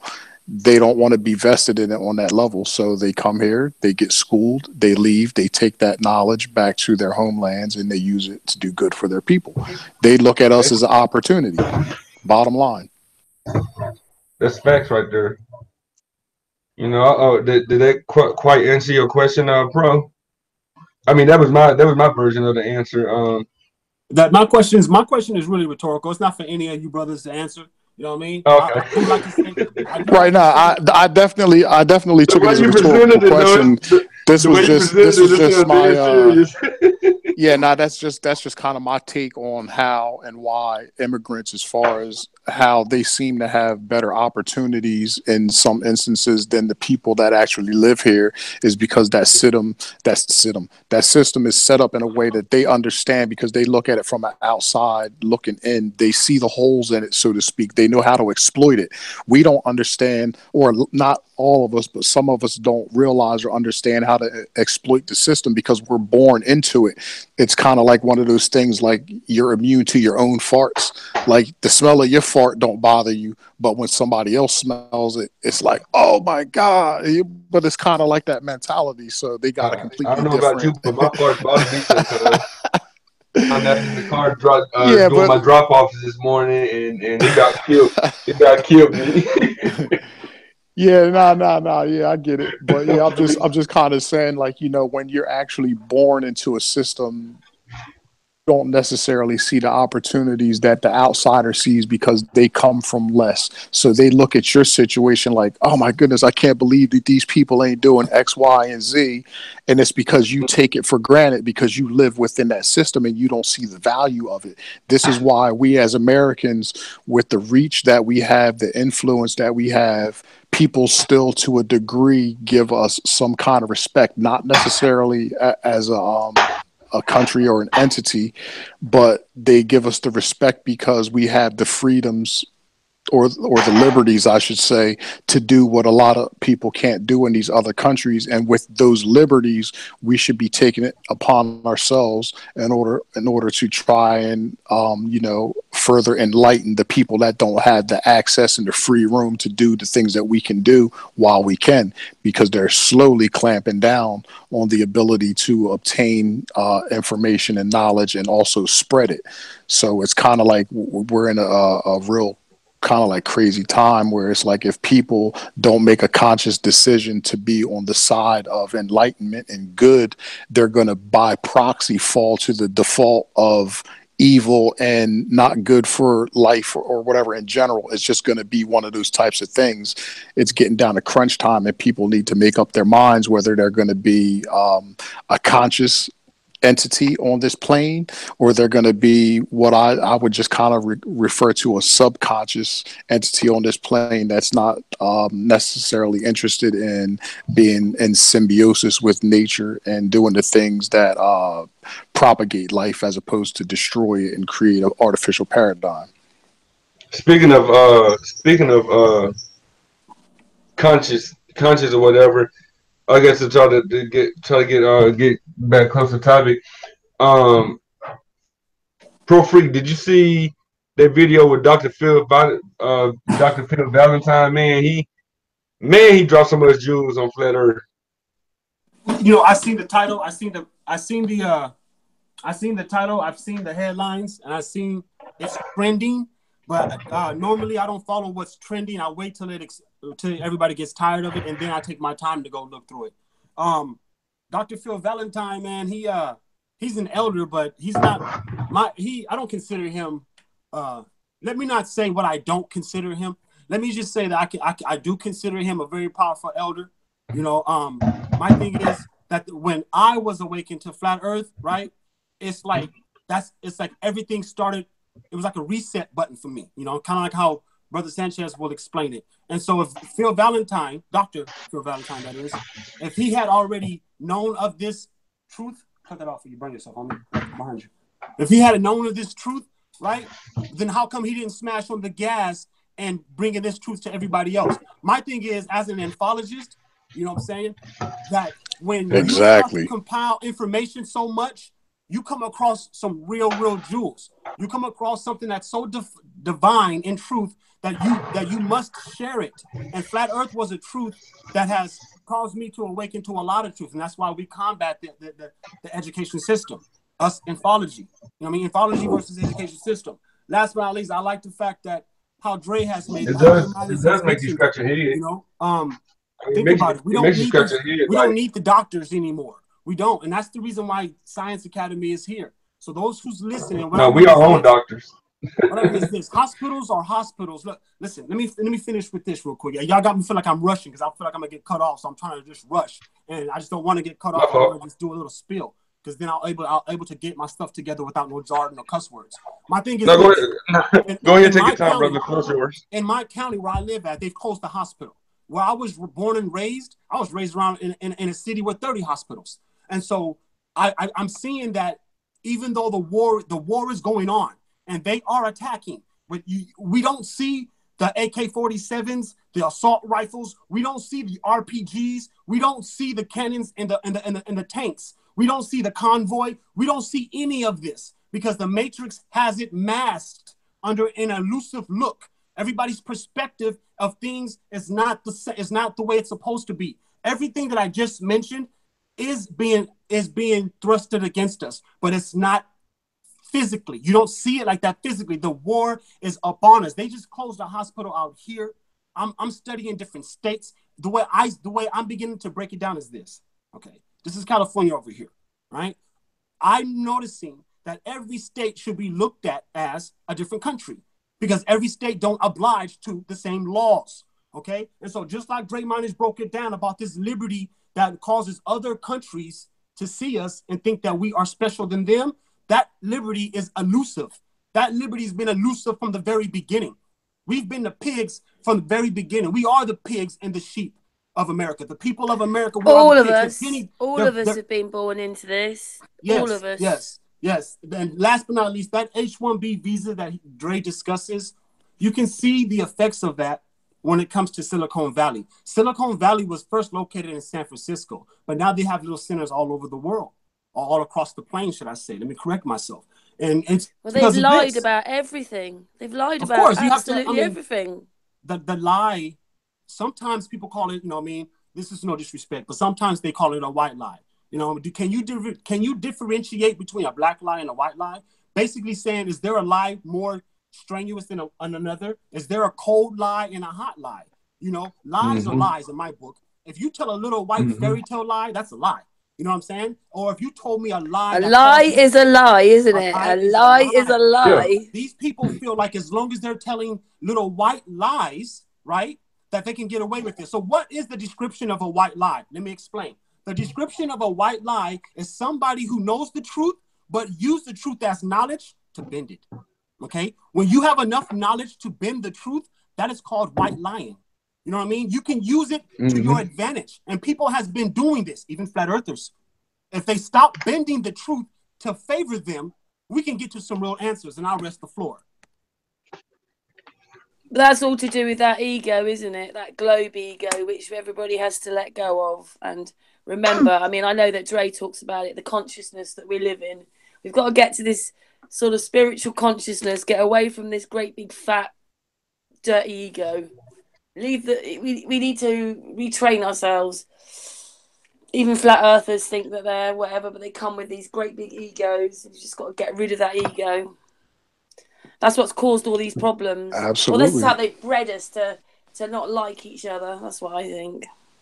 My thing is, I feel like we need to, especially with Globers and all that, if we're going to try to even talk to them about flat earth or vaccines or anything, we need to, even though we know the truth, we need to be willing to look at it from both sides and remind ourselves, okay, this is how they see it. So, we need to think of a way that we can explain it to them that they can relate to it. Urgent. I see hospitals only good for urgent care. I think hospitals is what caused these diseases to act the way they do because man keeps interfering with. Oh yeah, they're not treating them, are they? They're helping make you ill. All you're doing is they're making more and more people ill. Hospitals are basically maintenance centers. A hospital is basically like a Jiffy Lube for a human body, more or less. It's called palliative care.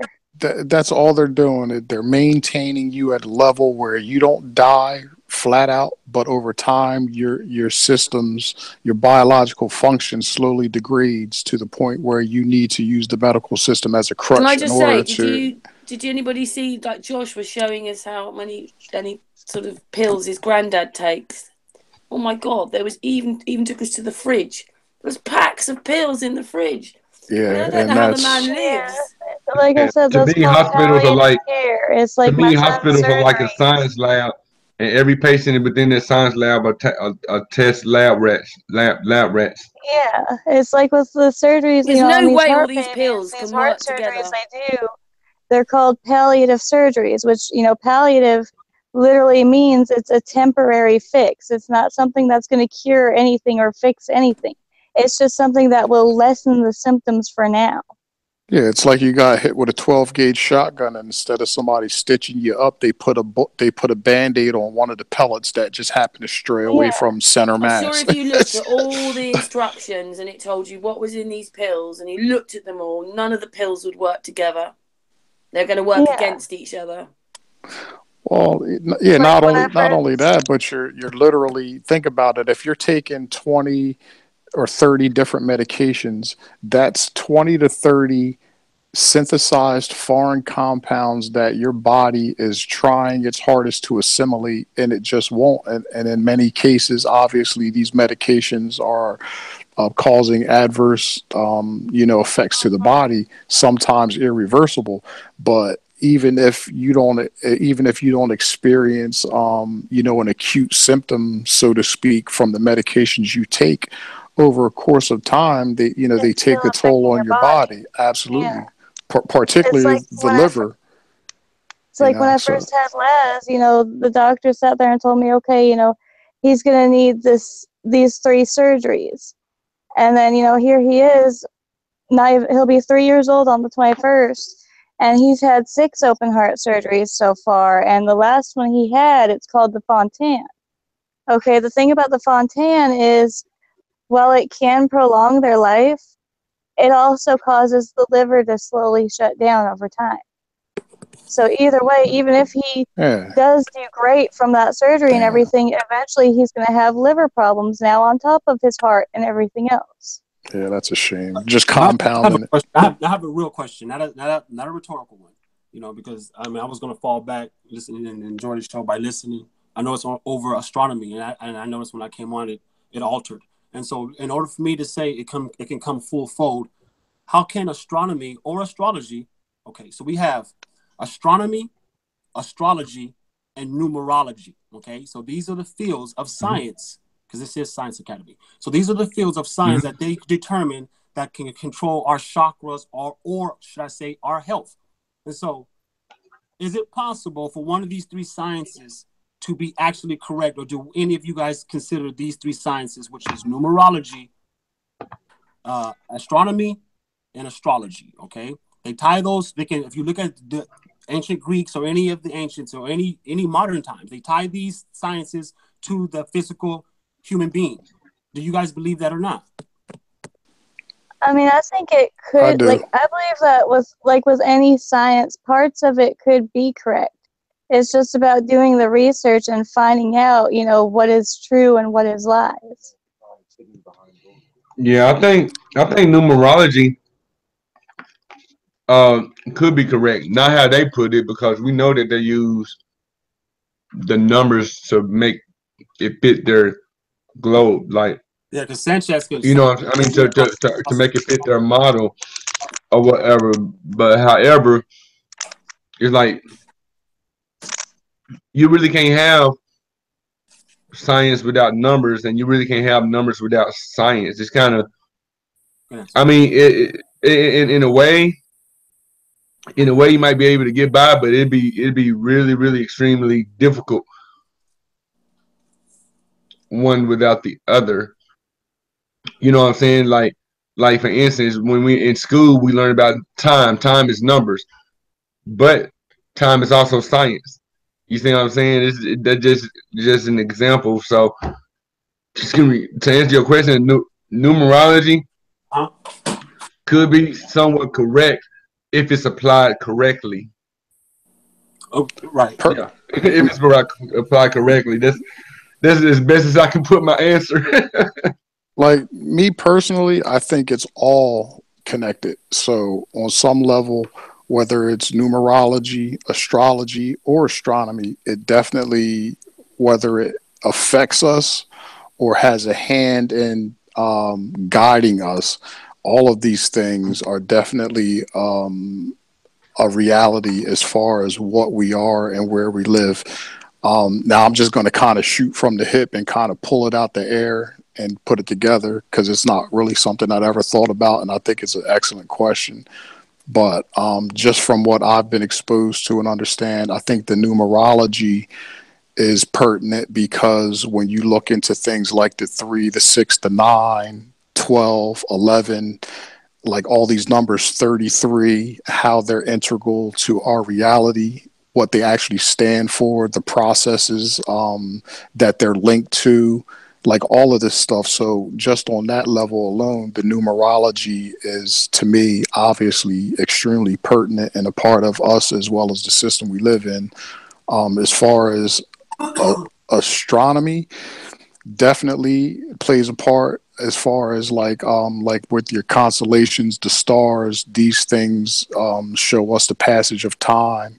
They show us the pattern. They show us the energy that we live within. I definitely think that all of these things are viable. They're things that are spoke about, whether it's ancient cosmologies, ancient cultures in general, or even the Bible and the Quran for that matter. So your astronomy slash astrology, all of this stuff with with the zodiacs and the time period, the cycle, the cyclic nature of it, it all is one giant symbiotic functional entity, because what we live in is definitely a living thing. So I think everything that's innately a part of that living structure, if you will, is intricately intertwined in ways that we can't even fathom at this stage. We're just beginning to kind of like scratch the surface as far as understanding. So I definitely think the question that Pro Freak posed as far as the application of whether it's numerology, astrology, and astronomy, I definitely think that they're integral parts of our existence and how we move about the plane in a natural sense of the collection of them, not with this artificial crap that they got us living in. You know what I mean? What was that in the chat real quick? Hold on, let me do another roll call real quick, y'all.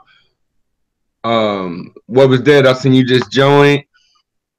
Luke Marshall, I don't know if I shot you out earlier. Thank you, Sean G. I see you. I got Professor on the panel. I got Professor Frequency. I got Professor Dre.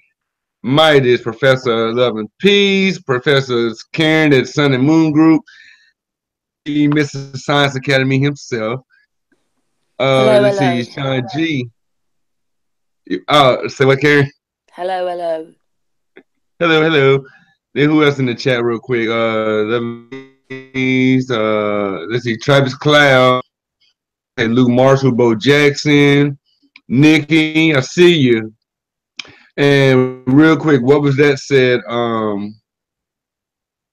Let's see, Isha or whatever from the Flat Earth Court is here. But what was that said? Also, roll call, Flatlander. I think I missed his name. But what was that? Just asked a question. He said, "I only trust science with experiments conducted and reproduced in a lab." And I really, really agree with that too. And even though we really don't have our own, I do partially.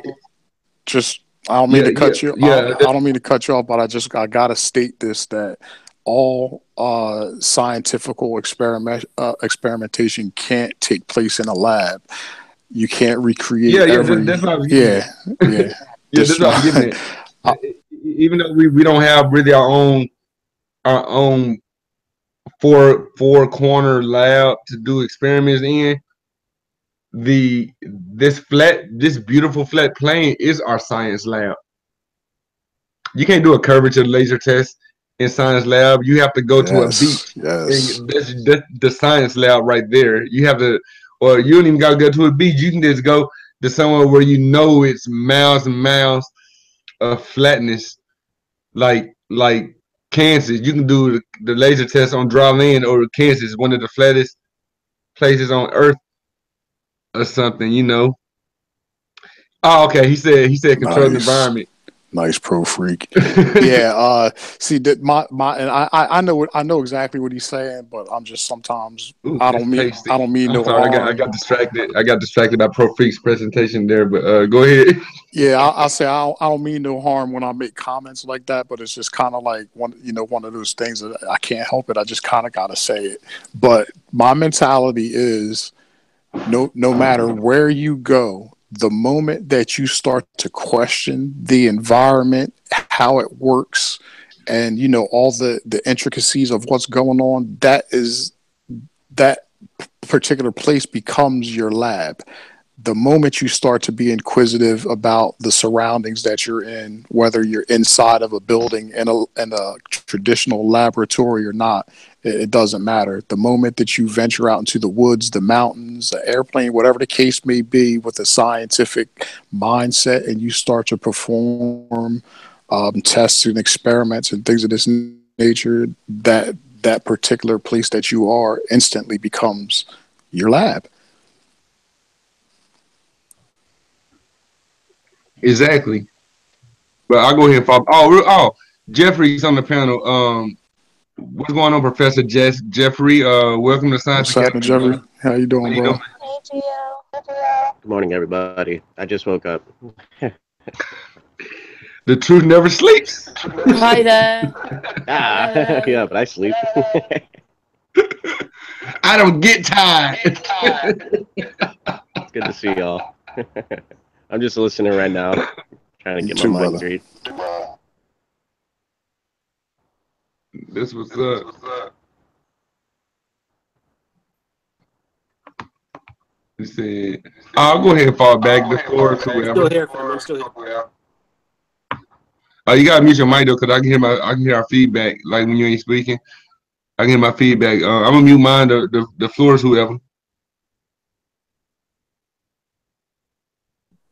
Well, to conclude, what I'm just doing over here is just drawing out these last little few, some personals.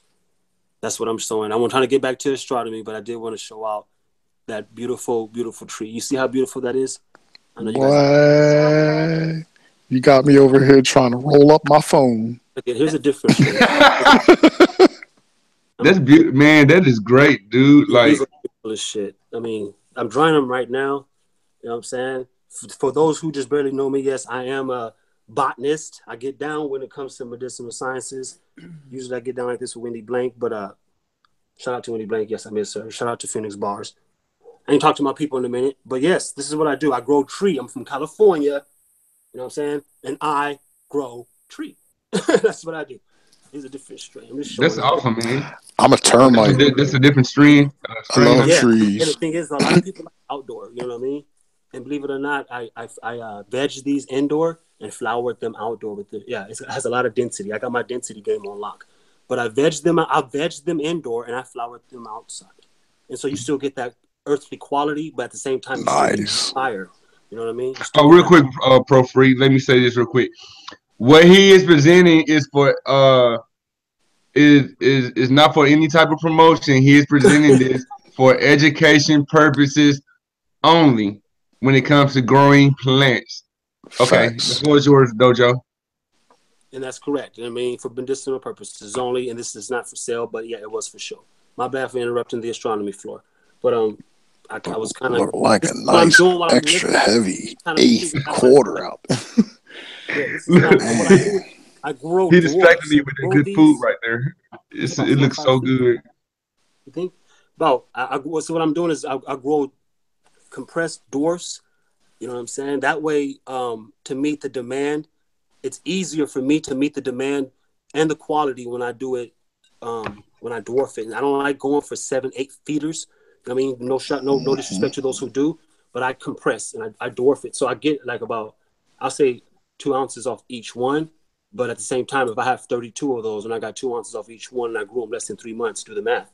Okay, so that's where the equation comes in, and that's just give or take what I do. It's just like I said, not for promotion. This is what I'm over here doing, so I can cut my camera off like this, and y'all can just hear me talk, or you guys can see me work and talk at the same time. I do this for a living. I know I don't file taxes on it. Maybe I should, but man, I do have my license to do so. Well, I guess I They got my medical card. That's they get enough taxes up out of us, Yeah, man. they get enough taxes. Besides, I'm trying to get my green thumb up because the warehouse marijuana that's going to be ushering out to society here in a minute. That's not that's GMO. That's GMO. That's Hmm. GMO, and it's really just. I mean, the pharmaceutical industry will be the ones who are going to be rolling out the warehouse medicinal tree. So shout out to all my naturalists, the people who like it grown naturally. You know what I'm saying? Because the warehouse weed is not grown naturally. I mean, Hey that's why guys, like I'll be listening in still, but I'm gonna lay down for a little bit, so I'm gonna jump off the panel. RDLP, you have a nice I mean, well, sleep tight. Thanks. I'll listen in the watch page. And this, All like, right, well, thank you for Bye. coming to class. see if Stay Tiff, flat. like one of the things with them trying to basically immobilize and really move on the cannabis industry and take it over. They're trying to monopolize it, obviously, and they want to get excuse me, they want to get that GMO weed out there like that. But see, that one of the scary things about that, and it plays right into that game that they like to play, that agenda. Now you got this big push with states legalizing or whatever the case may be, and that's because they foresee whether it's Monsanto or a similar corporation kind of getting a foothold in the game and basically commercializing it to the point where, like, you could go up to Wawa and get a pack of cigarettes that are completely all weed, marijuana. Like, when they get it to the point on that type of level, you can best believe, if not before that, that whatever that marijuana is grown in, it's going to be similar to the genetically modified crops nowadays, whether the crop actually takes on the pesticide or whether they're using a specific type of fertilizer, whatever the case may be. This is what you're going to be smoking. It's getting to the point where if you're not getting your bud from somebody reputable, somebody that is not dealing with genetically modified strains and things of this nature, you honestly will have no clue what you're smoking. And odds are, if the government or these large corporations have a hand in it, odds are they're going to do the same thing with it that they did with everything else. And it might smell good, taste good, look good, but it's not going to have that benefit that it's meant to have for you in the first place. And if anything, it's most likely going to have a negative impact on your health because that's just what they do in order to create that, that fuel for the medical industry. So it's kind of like one of those things you got to be careful just because they're pushing for this, legalization across the board or whatever the case may be. It doesn't necessarily mean that they're doing it because they feel like we can handle ourselves or the time has come. There's definitely an agenda behind it. And just like everything else that's large scale, when the production goes up as far as the quality goes down. So I think that's when people like Pro Freak become integral as far as the strains they create, how they take time to raise the plants. They do it with love. They do it with dignity, honor, respect, and that's a part of the craft. That's what makes the particular plants that brothers like Pro Freak deal with. That's what makes them so valuable because they don't have that trampled history as far as being involved in a genetically modified type deal. So I definitely, because I obviously get down like that, but I definitely appreciate brothers like Pro Freak that put that dedication and time into that craft because at the end of the day, this is something natural that it's meant for us to be in a symbiotic relationship with, and without like craftsmen or artisans, if you will, that fit the bill, like proof freak, that art would be lost. And with that, the loss or the losing of that art, you lose that that information and that technology. We can't allow those types of things to become buried and forgotten. So big ups to proof freak. Hey, and good shout out to my big brother Dre Midas for that, man. For real, that's why I really wish I could have been on the panel yesterday. But I'm glad I took my time in regards to the India man, because the guy who was getting his information from India, even though all these medical school and medical academies are located in India, they're still government ran. And I want to clear the airway real quick, because this is my first time on a panel with a frequency with Sun. And Sun, I don't want to make it seem like I'm being narrow-minded by just keep addressing things that's happening to Americans or people of America like that. I don't see us. I don't see countries as titles. I don't see Africa, America, Europe. Even though we're told this is where we come from, my science is a little deep. So I mean, they have to prove a certain couple of things for me. So scratch the names. This is what's occurring to all of us. And you know what I mean? And that's why people target the democracy, because democracy is what's causing these fashions to spread across the plane. Is democracy? There's no democracy. I think it's called communism in some form or another. That's how they've got us. Totally I think agree. they sent us to boot camp, but they didn't tell us. Right. Yeah, They're it seems that way. funneling this It does. everywhere. They're controlling everything on the television, on the Right. news. They've lied about everything. They've lied about our history. They've lied about the sun. They've lied about what we're on. They're They lied lying about that the people are time. fighting. They're making it look like we're always arguing with the people, and the people aren't fighting. They're causing the fighting. They've caused us to hate each other. No, it's not the people. We've been put in this horrible process. You think that They lied about they lied about time. I don't even think, to be honest, this might sound crazy to the non-awakened, but I don't even think we're really living in 2017. I don't even think this is the right year, because they added 2 months to the calendar. Right. The proper year wouldn't be 2017 because And we're actually a whole lot older than what we are, for the simple fact that them 2 months, added months, without them, the year would have went by quicker and quicker and quicker. yeah, So well we're actually that a lot older would make us younger, than we are. wouldn't it? Or if you were But aged by every day, but if you but counted but every day, you know, what I mean, day one, day two. If you like Jamaican was saying, if every day was taken into consideration, and which I'm sure we all do take every day in consideration when we wake up. But if every day is looked as a new life, a new chance to harbor that avatar, which is our bodies that we're in, if every day is counted as one, and we keep going, that's why numbers are infinite, then we would be a lot older than we would be if we counted by years. I mean, you got to think, a lot of these systems We are don't even know how indoctrinated. much of our history is correct, do we? It's all such a lie. exactly. We could I have only know. been here a short amount of time. We won't know because they lied. They haven't told us the truth about the pyramid people.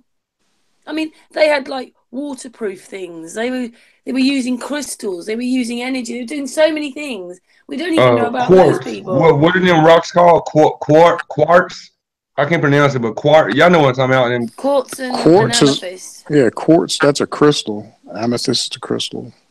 A yeah, like how What they be I'm trying to using say that. is they've lied to us about those people. They seemed very, very, very, very advanced compared to Right. us. And they've lied Smoke about That that was those an good era. people. gas. It's interesting that there was an era of humans living upon the face of the plane at a certain time that was highly advanced than we are today. And so, with that said, should we ponder upon maybe a astrological destruction that caused this civilization to vanish, or did they do it to themselves? I'm not sure what the pyramids were exactly, because you know what? Someone could have just got greedy with those things and caused these. If you have to do it on Google Earth, unfortunately, but you can find all these great big electrical arcings. If you were caught in one of those, it would have evaporated you. It killed most of the people. Can't tell you how long ago it is, because none of us can tell this, can we? Because we don't have something like, say, NASA behind us, a big organisation, which I was saying before my phone died. We haven't got some big organisation helping us. We're just the people doing this. You say it would basically disintegrate you into thin air, like Yeah, like those electrical a powerful arcings laser. would have been. It's on Sun and Moon Group, the original one. We've had many hangouts about that. these great big electrical arcings happened. You can see where it went in and went out. Now that would have destroyed the people, and we all know that there are underground cities that we lived under the ground for a while. Maybe that's when we just got destroyed with these electrical arcings. And once they started, a member of the Sun and Moon, Chris Monk, he reckons that like the Grand Canyon is a result of this arcing happening, everything flying up in the air, and when it landed as the Grand Canyon. But if you understand, it's kinetic energy, so it would have been a bit like, you know how hurricanes happen and it picks things up and drops things down. It doesn't destroy everything, does it? We're about to trigger Sean G up in a minute because me, him, and Dre had a discussion about the Grand Canyon, how it was created and stuff, and how I mean, they've lied about pyramids, haven't they? They've made it look like the pyramids are only really in Egypt, but they're not. They're all over the world. They're all over the world. I've got one 20, 30 miles away from me. Yeah, so do we. They're called mounds in here. America, they called it Silbury Hill, and they didn't know what it was, and then I came across it actually in the pyramids of the world.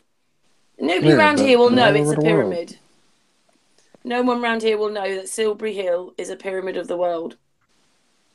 It must have been pretty huge. It's shaped out like an area. I don't think it's huge, but there's something significant about this pyramid, I think.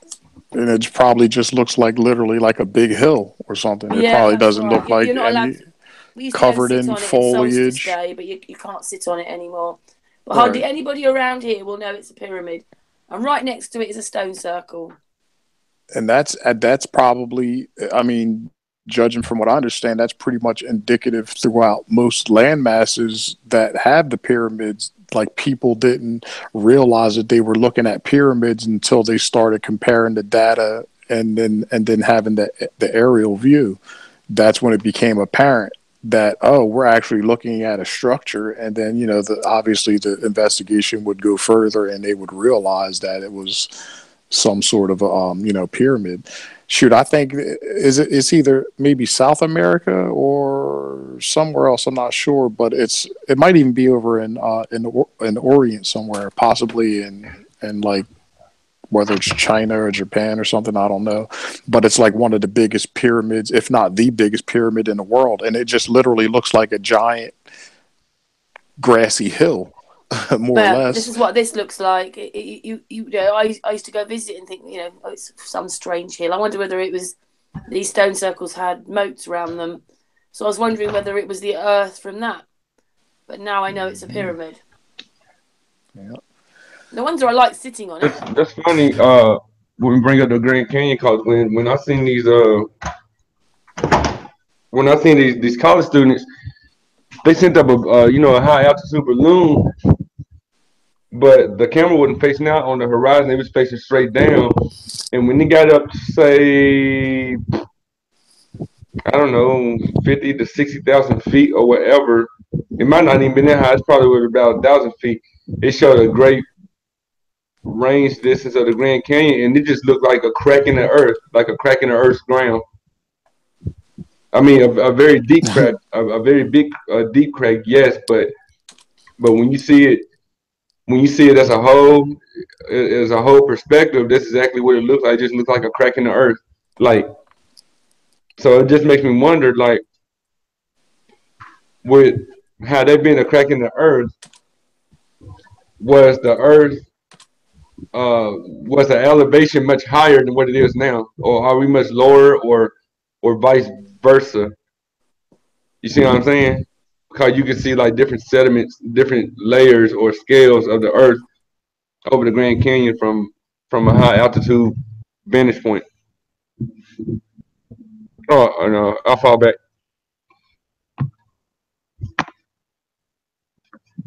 We're never going to quite know, are we? Because they've never told us the truth about anything. So how do we know how old those pyramids are? I mean, how we ever believe there were burial chambers? They're big batteries. They're generators. I'm just not told the truth about anything. And until they tell the truth, until somebody does something about it properly, it's all going to be... I agree. We're really never going to learn. I mean, know the whole truth. It's like the truth is being suppressed. All of it. By the freedom to look for the truth is being oppressed. This globe, aren't they? They're fighting to keep this globe.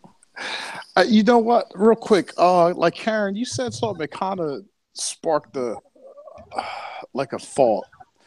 When you were saying that, I'm assuming it's Chris Monk that presented the idea or whatever with the arcing, creating the Yeah. Grand Canyon. Have you ever seen? Have you ever seen I think it's a Lichtenberg, like it's electricity. Like some people use it to paint, like they'll create this arc.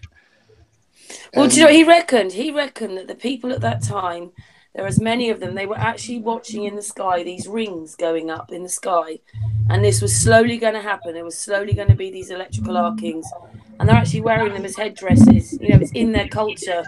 The rings on their heads, they were wearing, you know, in their pictures that they drew. But it eventually happened because it was going to happen because of this build up. It just happened. But again, Good morning. we can't prove anything, can't prove when it happened. But there are underground cities. So maybe when the Arkings happened, we lived underground. yeah, oh man, that's Sorry. what is yeah, what I was saying is like when you get a chance, just look up a like Lichtenberg. I think it's like I'm trying to see how you spell it. I think it's Lichtenberg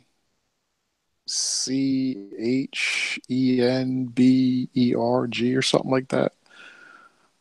Well, anyway, what it is, like I said, you can take and create an electrical current basically, and when you apply it to a medium, say like paint or something like that, the way that this electrical current spreads out, it kind of, when you said that, I just kind of got this picture. It almost resembles the Grand Canyon identically, like how you have that main vein, if you will, that reaches out like a lightning bolt, and then you have all these little crooked, jagged lines that kind of shoot off to the, laterally from it, which is kind of how the Grand Canyon looks. And when you said that, maybe it was a Yeah, result he, from the he feels that's arcing. happened because of the what's showing, what's left. It's as if Yeah, it's as if someone yeah. banged the ground and it all jumped up in the air, and when it landed back as the Grand Canyon. Hmm. He reckons it was an electrical arcing that caused that. Because of where the arcing went in and out and around, there is proof that there's electrical arcing around the Grand Canyon. Huh. Yeah, actually, if somebody wants to look up that process, like I I said, mean, it's it's called. on Sun and Moon. I could probably find the video for you. Well, as far as the Lichtenberger or whatever, like this, I guess that might be the guy who either developed the machine or discovered the phenomena or whatever. But it's spelled Lichtenberger, Lichtenberger. Okay, But let me see any if I can bring it up real quick. I mean, go ahead and keep talking. Let me see if I can bring it up. Yeah. So when you look into this process, Lichtenberger or whatever, however you say it, it basically shows you how when you create this electrical arc, like I was saying, like you can take and apply this electrical arc Lichtenberg style to like a painting canvas that has wet paint on it or a piece of wet wood, and it'll make like all these crazy looking lightning bolts that just kind of go through all, wherever that voltage is kind of like, touching. So when she said that, I just kind of had this picture like that Lichtenberg effect was somehow created with these rings that have this plasma arc, and when that electricity hit what is the Grand Canyon, that shape that it has, perhaps that's the signature of the Lichtenberg spreading out, that charge. I'm What is it wondering if called, that could. Lichtenberg? What? Yeah, how you spelling that? How do you say? Go ahead. Lichtenberg.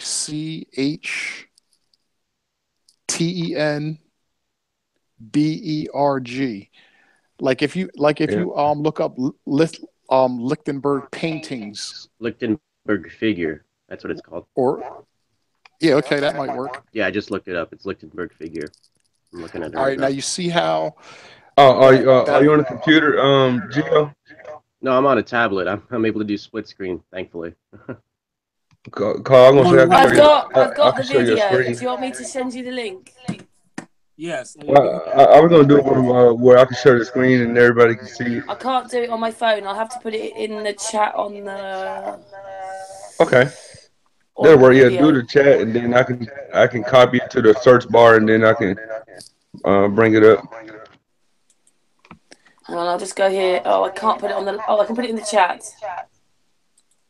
Okay, cool. Yeah, like when she said that though, that was like the thought There that you jumped into go. my mind, It's in the Thank you. chat.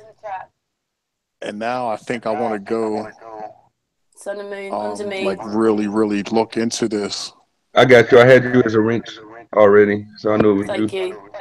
Mm-hmm. I've put it in the chat. It's about 20, 30 minutes. Okay.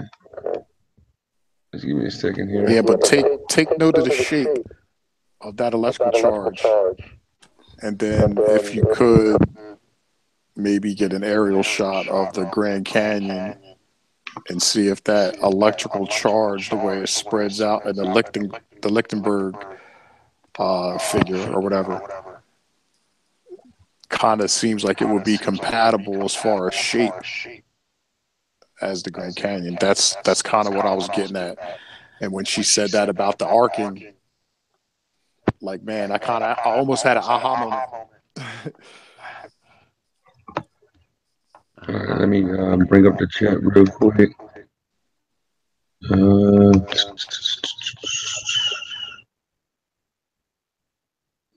Okay. Okay, I finished sharing my screen. It'd be worth watching that video. Let's see. I know y'all Maybe won't you be have able to to do hear it in anything, your, but after the hangout, but that explains. I know. Let me share my screen real quick. Yeah, well, with that, I don't know what's in the video, but they're probably just basically telling you how the process creates, that charge that you see, whatever the case may be. You might not even have to hear it if you just see the shape. That's kind of like where I'm at with it right now. That's Chris Monk explaining it. I know you can't hear it, can you? Yeah, I like Chris. He's the man. Yeah, that's the only thing. He is the man. He's so cool. And he's extremely polite and cordial. Yeah, he's lovely. He's got to be like one of the most even keeled, nice people I've ever come across in my life. Volcano or UFO. This will be him showing the electrical arcings. That is weird. What did create this crater?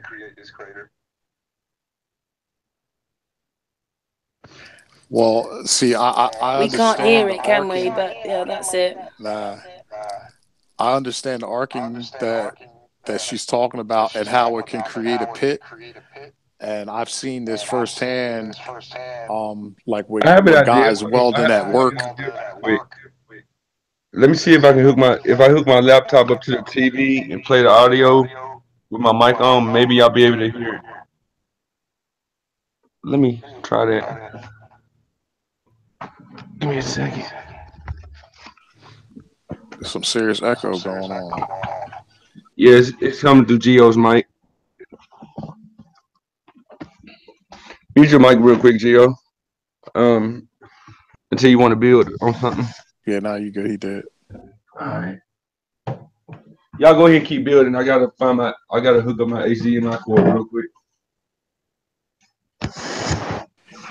Yeah, now I was just saying, like if you've ever been unfortunate enough to be around some electricity that arcs accidentally, the damage is whoa. Now, for instance, I'm gonna give you a scenario. This is something that actually happened that I seen with my own two eyes. Was like within 60 feet of it or so. So we're at work one day, construction. The operators in the 235. It's a large excavating machine. It's a tracked machine that sits on a turret. It turns in circles with the big arm. It's got a bucket on the end. Well, The bucket that he was digging with was a 4-yard bucket. That is a very large bucket. So the thickness of the steel on the 4-yard bucket is probably, in some cases, like if you're at the pads on the side, it can be almost 2.5, practically 3 inches thick, depending on the actual size of the bucket. So just imagine a 2.5-inch solid piece of steel. In some cases, like if you're at now, the moment that bucket ripped into that power line, I'm gonna stop sharing right now so I can have my link. It blew a hole in the side of this 2.5-inch steel, perfectly clean hole. Like, yeah. Oh, is that Sean The G power there? of electricity. It is. Hello. Sean G, welcome to Science Academy, family. Sean G. Hello there. How you guys doing? So I'm glad you're here. Sean, have you ever Hang on, my mic's all messed up. Give me 1 second. Go ahead. How you guys doing? all right. Yo, have you ever witnessed an excavator hit an underground power line?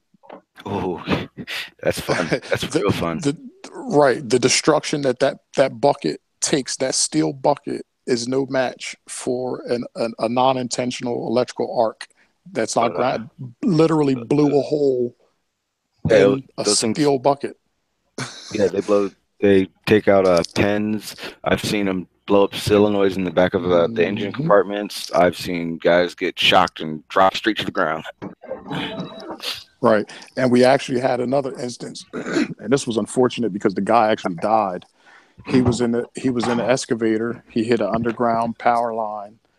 Now, when he did that, had he stayed inside that machine, he would have been okay, because that machine is energized and he's a part of that machine. He's naturally grounded. So the problem is, when he got out of that machine, what he did, it killed him. He stepped out on the tracks and he jumped from the tracks of that machine to the ground. The moment that he hit the ground, basically he got zapped and died. He should grounded himself. Yeah, what he should have did, he should have been holding on to that machine before he put his foot on the ground. That way that energy can dissipate and he would have exited and been completely fine.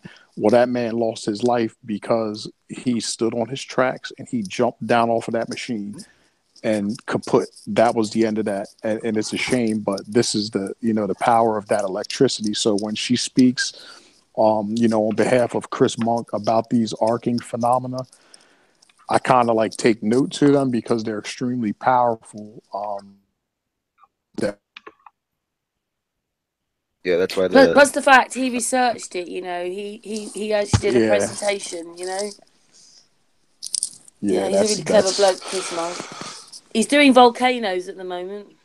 I want to see that. I gotta get on his information about that, because that's he hasn't finished yet, but he's doing volcanoes right now.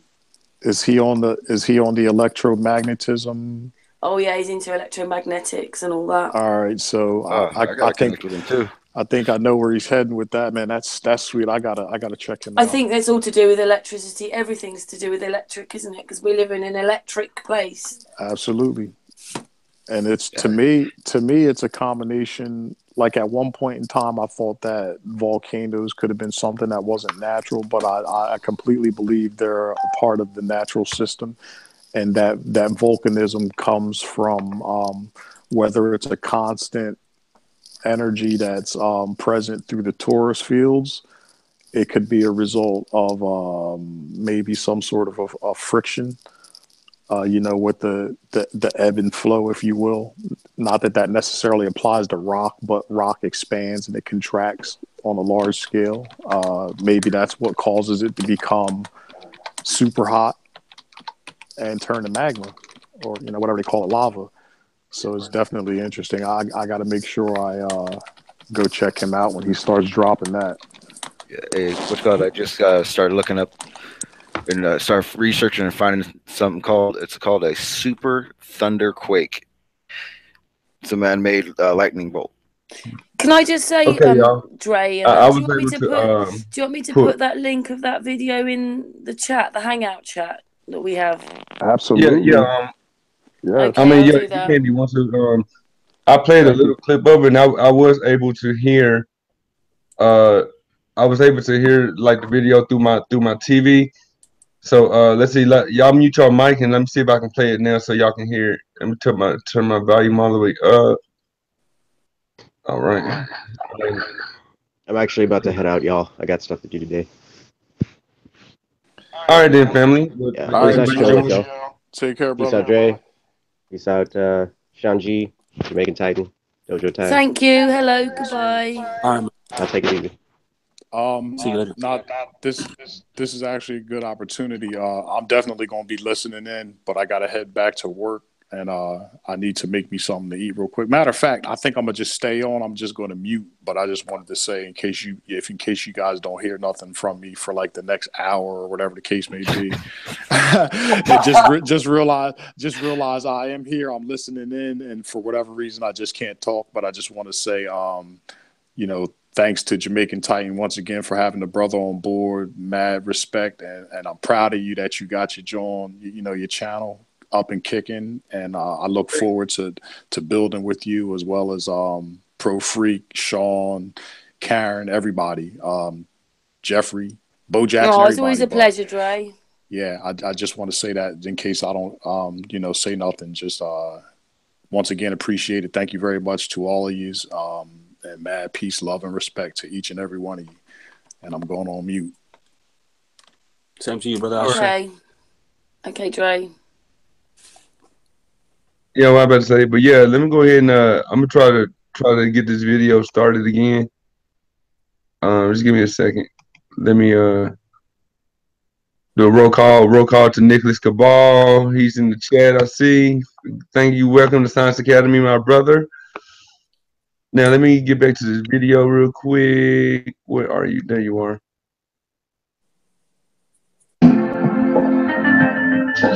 All right, did y'all hear that? Mm-hmm. Or something. Yeah, we heard that.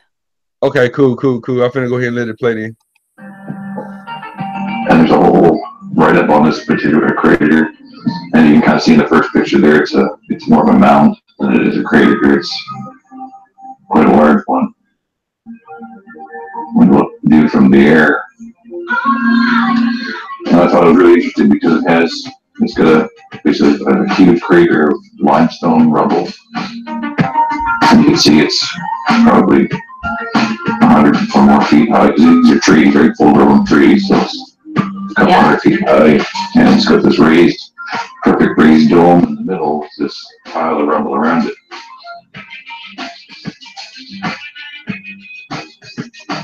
And so I started comparing that. Oh, look at that.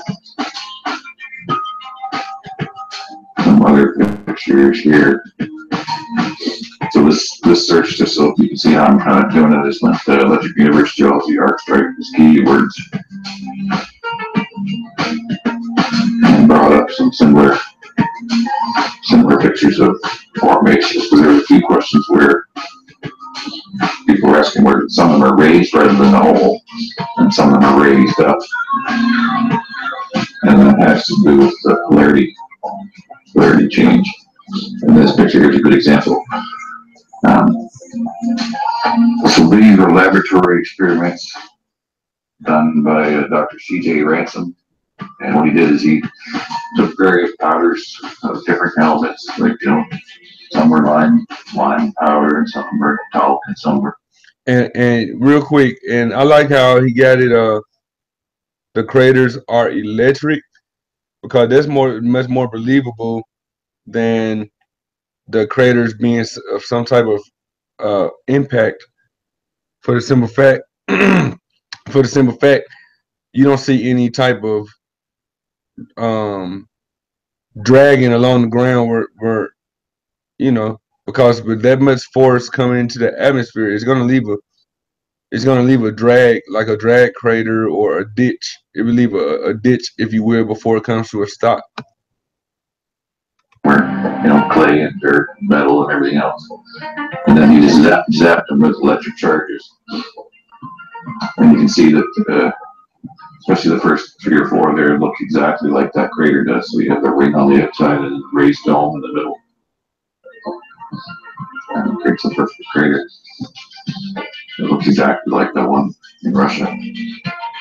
Right here now, so that I checked out what the stone actually was. It's a limestone, so it's a dielectric. It's not like iron, so it's a negative type of ionization that can happen here. And it pulled all the stone right out of the ground and then fractured it in a single spot.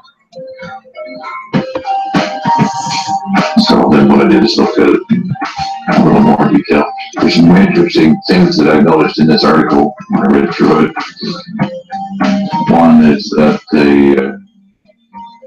of course, they think it was, the main theory, what they think caused it, they're still saying, oh, it's part of the Tunguska meteoroid. It exploded over the Tunguska region, but there was never any meteoroids found. Like, there never found any evidence of actual meteor remains in either location in 1908. But this one here is dated about 400 years before that, when they took cores of the trees. And there's some trees there's no trees that grow on top of the crater, but there's trees around the base of it. And they found some of the trees were, I think, 480 years old, according to the article, roughly. But the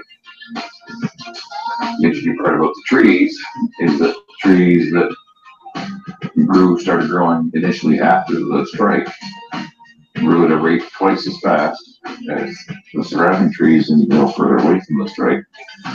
They grew twice as fast as any other tree in that region. For the first 40 years of their life, their growth rates were twice as large as anything else in that area. So I thought that tied well in with Ken Mueller's really done some work on that too, where he put plants in a negative field and plants in a positive field, like magnets underneath the plants. One was positive, one was negative, and the plant negative grew twice as fast as the one that was positive. So I think that's probably the reason why the trees grew so fast after the strike. So it's a fascinating little article.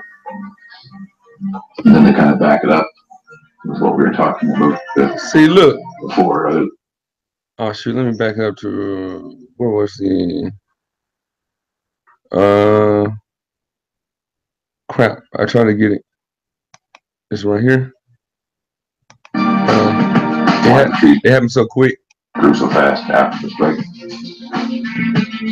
So it's a fascinating little article. No. And then they kind of back. Right here. Now look, like, now you can tell that this crater, if you will, was not caused by any meteor. Because where's the drag? Where's the, you know what I'm saying? Where's the impact? The impact of the drag. This should have been left. If this crater was left behind for millions of years, as they claim, or a crater like this, the drag of it dragging along the ground before it came to a complete stop would be there as well. Actually, the drag would be deeper because as it drag, it would be deeper. It would dig deeper and deeper into the ground until it comes to enough ground to stop it. Until it goes under, you know what I'm saying? Until it goes into the ground far enough for it to stop to its force.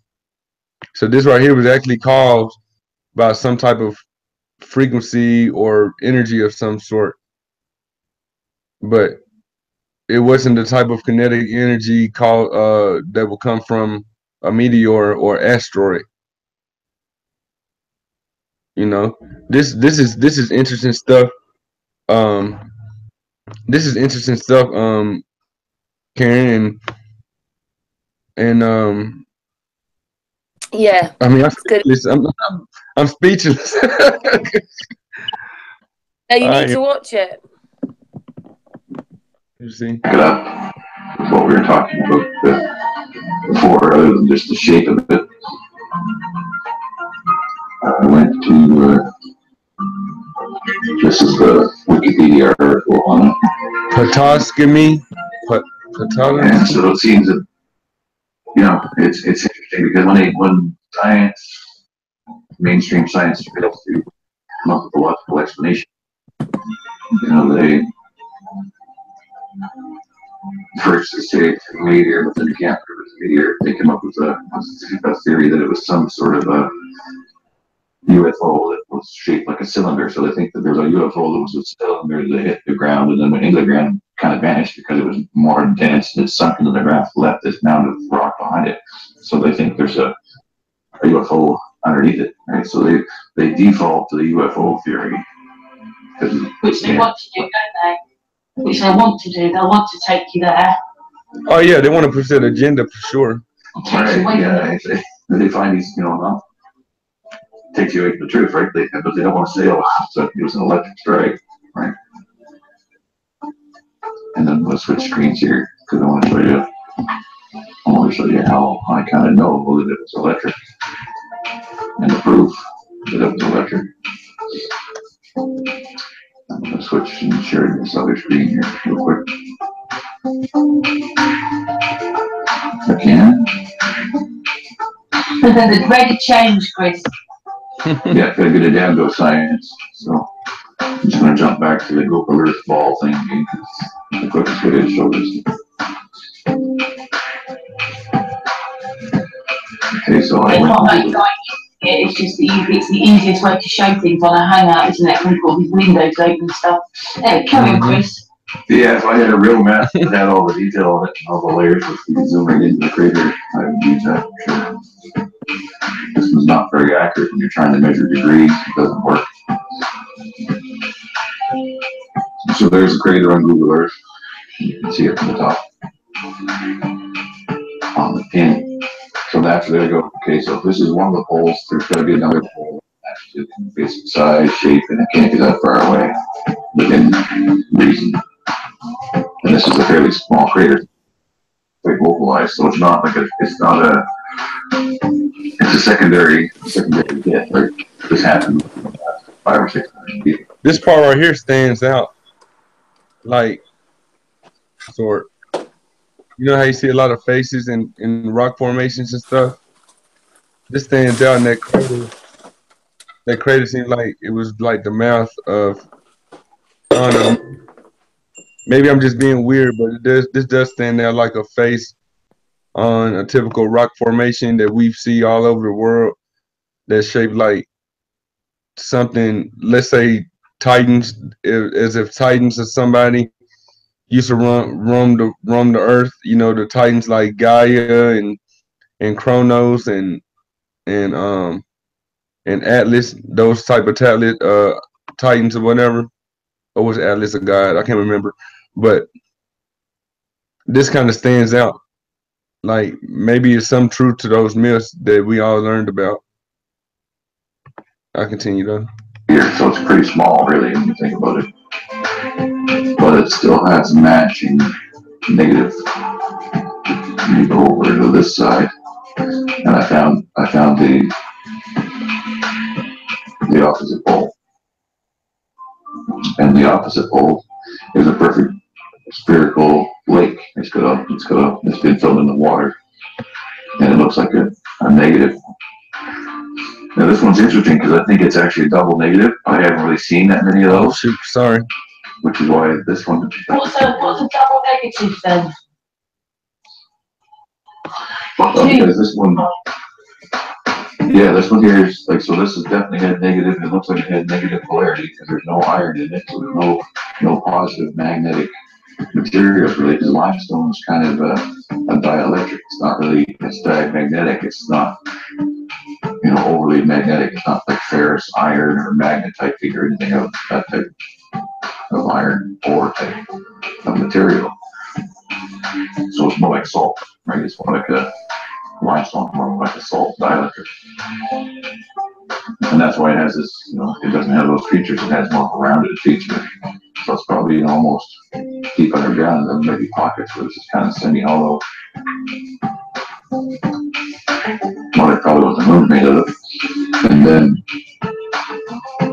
This one here is also negative, but it matches it in size and scale, and it's about 6 kilometers away, and it's the closest strike to that area, but it's also negative. So, which is interesting because it's when you try to put the electrics together, if you get an imbalance, like an imbalance or without a phase, like if you get an imbalance in charge, then it's still arced out. And so you would have had a negative field that arced out to another negative field, but one was stronger than the other, and it made a circuit temporarily.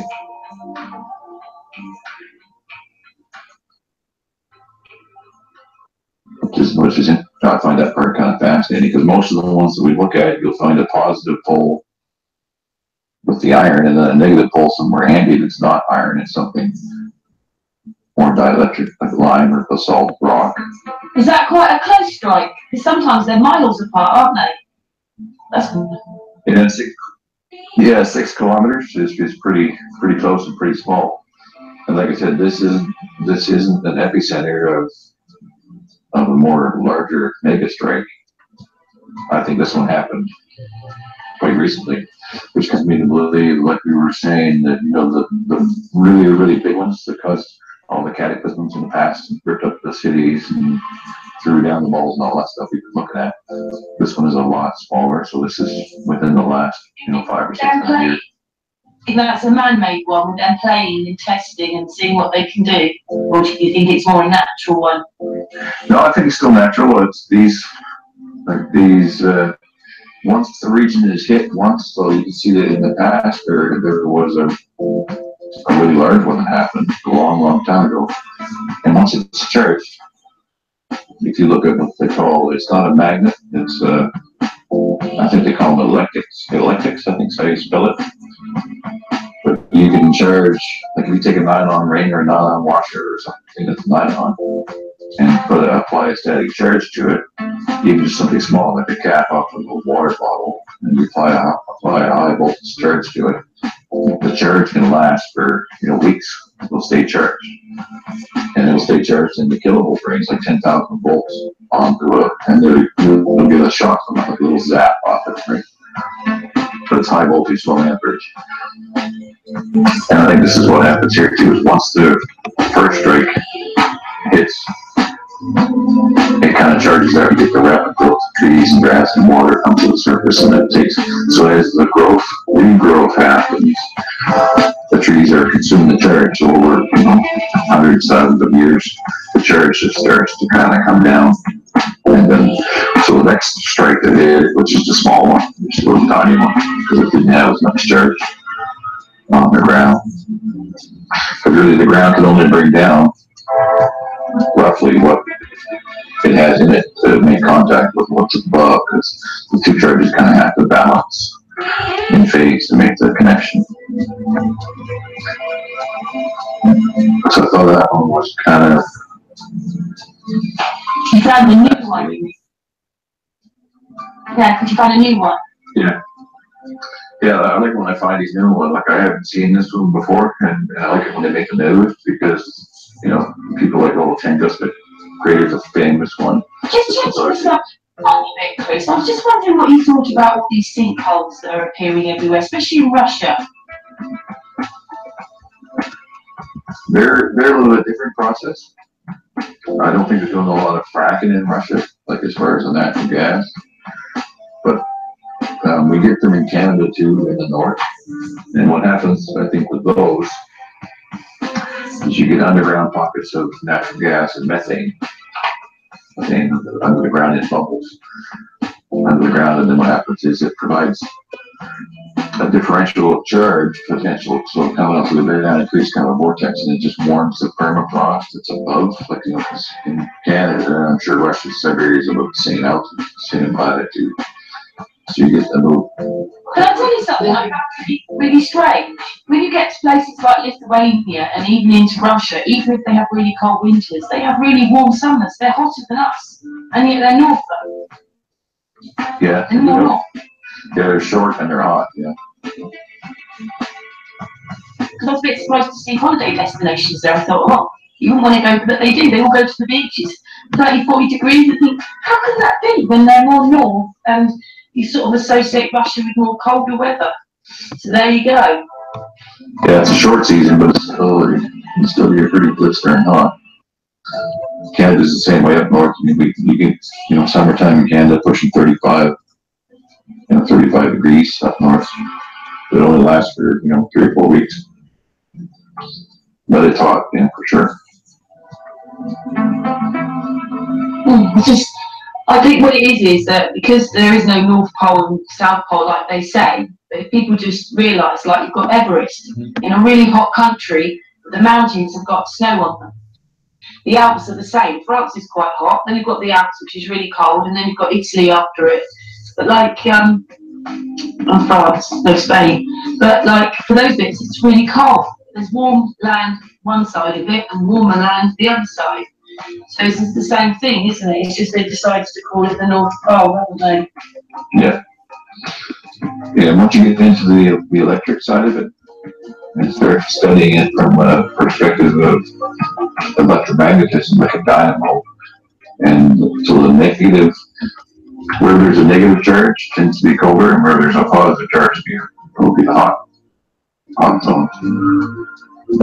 So I think, our weather is not, it definitely doesn't follow the globe model where it's high pressure zones and it rises up and it cools and it flows. I mean, there is some natural convection and thermal dynamics involved as heat rises. I mean, that's pretty simple stuff. Okay, so I'm going to go ahead and start it at this point, and let's try to build on it. I'm definitely going to go back and watch the other 22 minutes of it. Let me go back. Always a lot to take in when there's a Chris Monk hangout. It is, though, man. I was sitting here with my mouth gaped open, like really? Sun and Moon's been really lucky to attract people like that with masses of information and research. Yeah, that was really, really deep, for real. Because it really debunks his whole asteroids cause the craters nonsense. Because I said, there's no drag path. That's the phrase I was looking for. There's no impact path, no drag, no friction path, no drag path leading up to the crater, to any of the craters, which the drag path were actually, when the farther it dragged, the deeper it would get. So it would be pretty deep. It would be just as deep as the crater itself. You know what I mean? Like, if not slightly. Nothing's the way they told you. Nothing. Yeah. It takes people like Chris Monk working it out, researching it, and working things out differently because of what his field of expertise, Mm-hmm. But anyway, I'm out driving. Sorry, I don't know if you can hear me. What are your takes on that? No, you good, family. Yeah. What's your takes on that? On that little video clip, bro?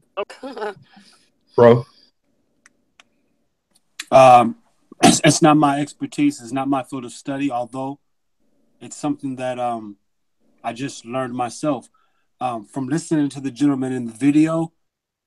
If I'm not mistaken, because it just ran by me one time, and I'm not behind my system at all. I'm walking around actually doing other things. But if I'm not mistaken, he said that on the aerial site where this location is, where this mountain of dirt or meteor site or whatever you call it, electrical site, you notice that on top of it nothing grows. Okay. And you brought to our attention that it couldn't be a meteor because it would have drug across the ground. If I'm not mistaken, the gentleman in the video said nothing grows on it due to the fact of something. I didn't catch it, but possibly that's correct for the fact that if you both are correct. Because if it is something that won't Do you grow know on, why? Do you know why? Because when the arcing goes in, it creates one kind of thing, and when when the the what arcing goes in, comes when out, you mentioned something. What did you say? When the what? arcing. When the The arcing arcing? happens, Okay, the but spell that electrical for me. Spell arcing. that. Spell that. I need to understand what you're talking about before you go on, because I'm not familiar with this. So when you start spilling all that information out, I'm totally not listening, because I need to When you understand what get, you're saying. when you get an electric, when you get a thunderbolt, A thunderbolt, yes. it will hit the land. It's that kind of thing. It's called arcing. The Arcing. electrical arcing of when it hits the ground. So the Oh, electrical arcing, arcing. ARCHING. Okay, Yes, this Arcing. is all arcing. brand new to me, so you got to excuse me. I mean, Okay. I can't just be bombarded with information and expect to be understand it. Okay, you guys are teaching me right now, so teach me. So we have, when the bolt or the electrical arcing, whatever you want to, hit the ground, it went into the ground and it came out somewhere else. But when I'm sorry, I'm not even that good. I'm not Chris Monk, okay? But there's a positive and a negative. Now he's talking about those bits of land where nothing grows. You have to watch the video because he'll explain it to you about the different negative and positive. There's different colours on the land. It leaves different colours. right. It leaves the land differently. Okay. When Jamaican said that it didn't drag, Jamaican, what was you explaining to me about when you paused the video, Jamaican? You said that if it fell from the pretty much, I'm paraphrasing what Jamaican said. Jamaican, you made it seem like if it was something unknown or from the or extraterrestrial, meaning outside of the atmosphere, that if it fell to the ground, that it would have shown when the debris hit the ground that it drug. And you're correct about that. The point I'm trying to make is this: whatever it was, and if it was something that hit the ground and drug, then obviously life grew within the trenches that it drug. So Jamaican, you're correct. That's all I'm trying to point out, is I'm trying to keep up on a subject that I don't ponder upon. And so you brought to the table, Jamaican, that it didn't come from the sky. And she's making it seem like it's an electrical bolt that hits the ground, which I'm convinced that it is. I'm just trying to see what does it all pan out to be? Who is this character that did the video? Maybe I need to do my homework. Chris Monk. Chris But Monk. What it basically did was when those electrical arcings were happening, it was killing the people. I got homework. Because you'd have been evaporated. Thousands and thousands and thousands and thousands of people. I'm into electromagnetism, but not in the sense I'm into molecular electromagnetism, things that are on a molecular scale, not things that are so vast. This electrical bolt that could have caused this hole or whatever it is. I'm just curious of you can actually find them on Google Maps. So I know you've got to use Google Maps, unfortunately, which will be a ball, when you actually look at it. But you can find all the electrical arcings. That's where he found them. I have a question though, Pro. Like what if this boat that she's talking about, that she mentions, or that Chris mentioned, or whatever? What if some type of electrical force did manipulate the molecular structure of the ground to cause the crater? This just a thought that just popped up in my head. Well, anytime we think of manipulation or anything that's causing a manipulation, we have to prove that the existence of. That's why I'm trying to get on.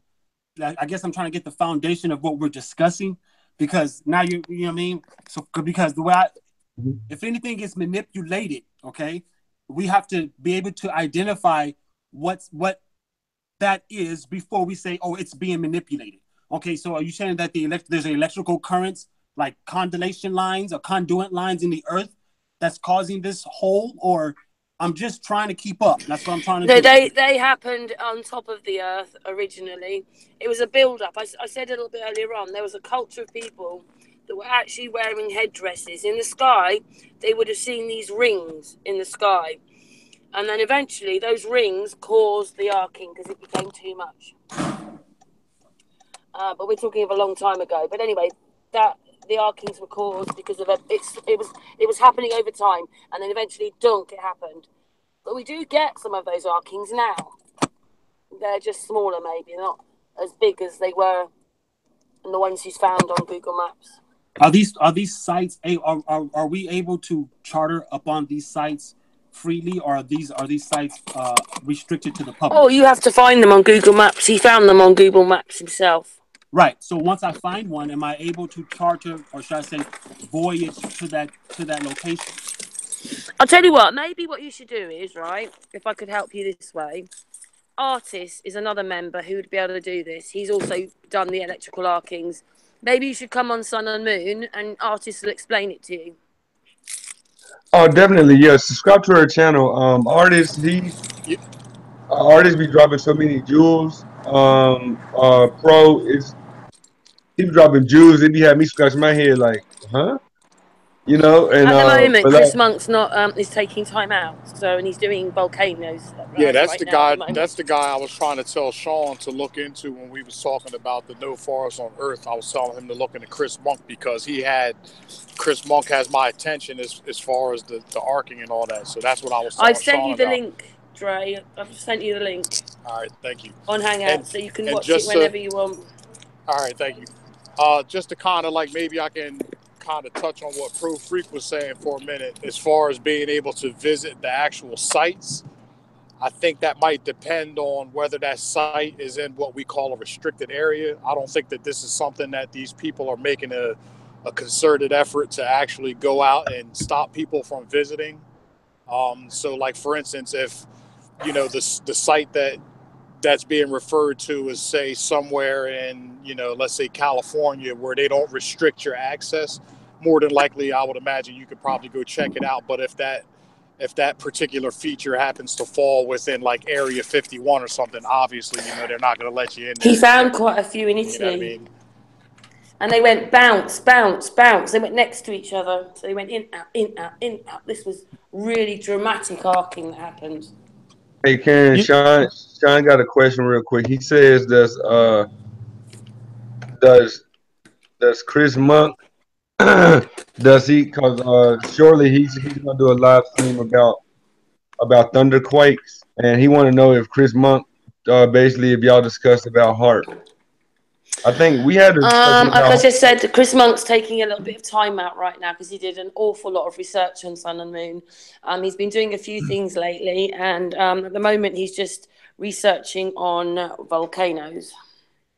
No, he's talking about like in the past, like has he mentioned anything about HAARP and the abnormalities coming from HAARP? Don't think he thinks these are to do with HAARP. Although we can still get these electrical arkings today, but they'll be a lot smaller. These were enormous, these things, and they wiped us out basically. Okay. I mean, for all we know, they could be trying to use HAARP to duplicate that phenomenon if that's the case. I mean, yeah, we really don't know. You know, think about it. They got all these. Do you know something? I hate HAARP. I hate it. Yeah, I think we all do. You know what I mean? But as far as them injecting all these aerosolized forms of heavy metals and whatever the case may be in the atmosphere, who's to say that at some point that they're not, whether they are or aren't, but who's to say that they're not, you know, developing some sort of technology where they can basically fire up HAARP and then all of this metal that's within the air. Like most people tend to lean toward the idea that they're turning basically the atmosphere into like a projection screen so you can actually see things. Well, what if they're actually turning it into a weapon of some sort? They're making Faraday cages up there so they can do things. It's really dangerous what they're doing. This is what Weedy the Doc was talking about last night. These Faraday cages they make up in the sky. And for instance, like microwave is not very good for you. Microwave waves in the atmosphere. What are they doing to us? And that's exactly what the cell phone towers emit, microwave energy. But obviously, see, I think, like for instance, you can take what they say in the traditional heliocentric model or whatever, and they tell you that the universe is basically filled with background, cosmic energy, whether it's radiation or something else, when in fact that probably has some truth to it, but it's a result of once again, the torus field that we live in, whereas the the frequencies involved with the cell towers and with the proximity that they're located to us as physical entities, it's harmful. So I think that as far as like microwave energy is concerned, I kind of think it's like virtually with anything else, if it has its place within the natural structure, it's not harmful, you know. So I just wanted to kind of make that point. Mm-hmm. And once again, just to And add to goodness that, knows what they're doing to us without us knowing. I mean, the things we know about is one thing, but they'll be yeah, always doing things that we don't know about. that ain't gonna never change. Oh, it's disgusting, though. It is when you know the truth more, isn't it? Yeah, I mean it is, but at the same time, even though you're kind of awakened to the ugly truth of the matter, on some level, it's liberating. Like, just to know. And to me, it's kind of like that's when you find out certain information, it's like the green light, so to speak, to signal you that you need to go at it on a different level. You can't beat this thing physically. They're too well entrenched for you to even put a dent in the system on a physical level, as far as like picking up a gun and just whatever, going out and taking out the people that are oppressing. It don't go down like that. It's more of a spiritual, mental type thing, where you have to reclaim your soul, your divinity, your essence, your energy. And until you do that, they're going to keep on using that, to their advantage in whatever ways they can. And they've been extremely successful with that for God knows how long. So that's the importance of the paradigm shift.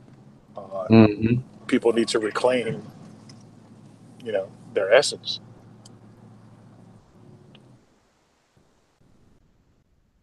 It's funny. Since I know how to. Oh, that's right. Y'all already seen that. Y'all have already seen that video that I tried to show earlier that y'all couldn't hear, right? Yeah. Oh, it's just funny, like, and the things that he like the nervousness and stuff he was showing. Those are things we should look for when they get hit with these hard hitting questions. You know.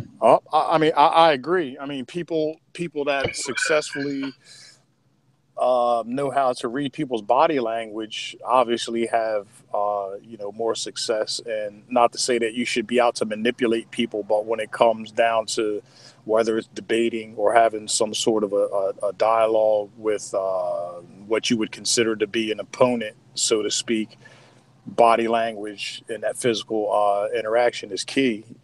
Body language is 90% of language.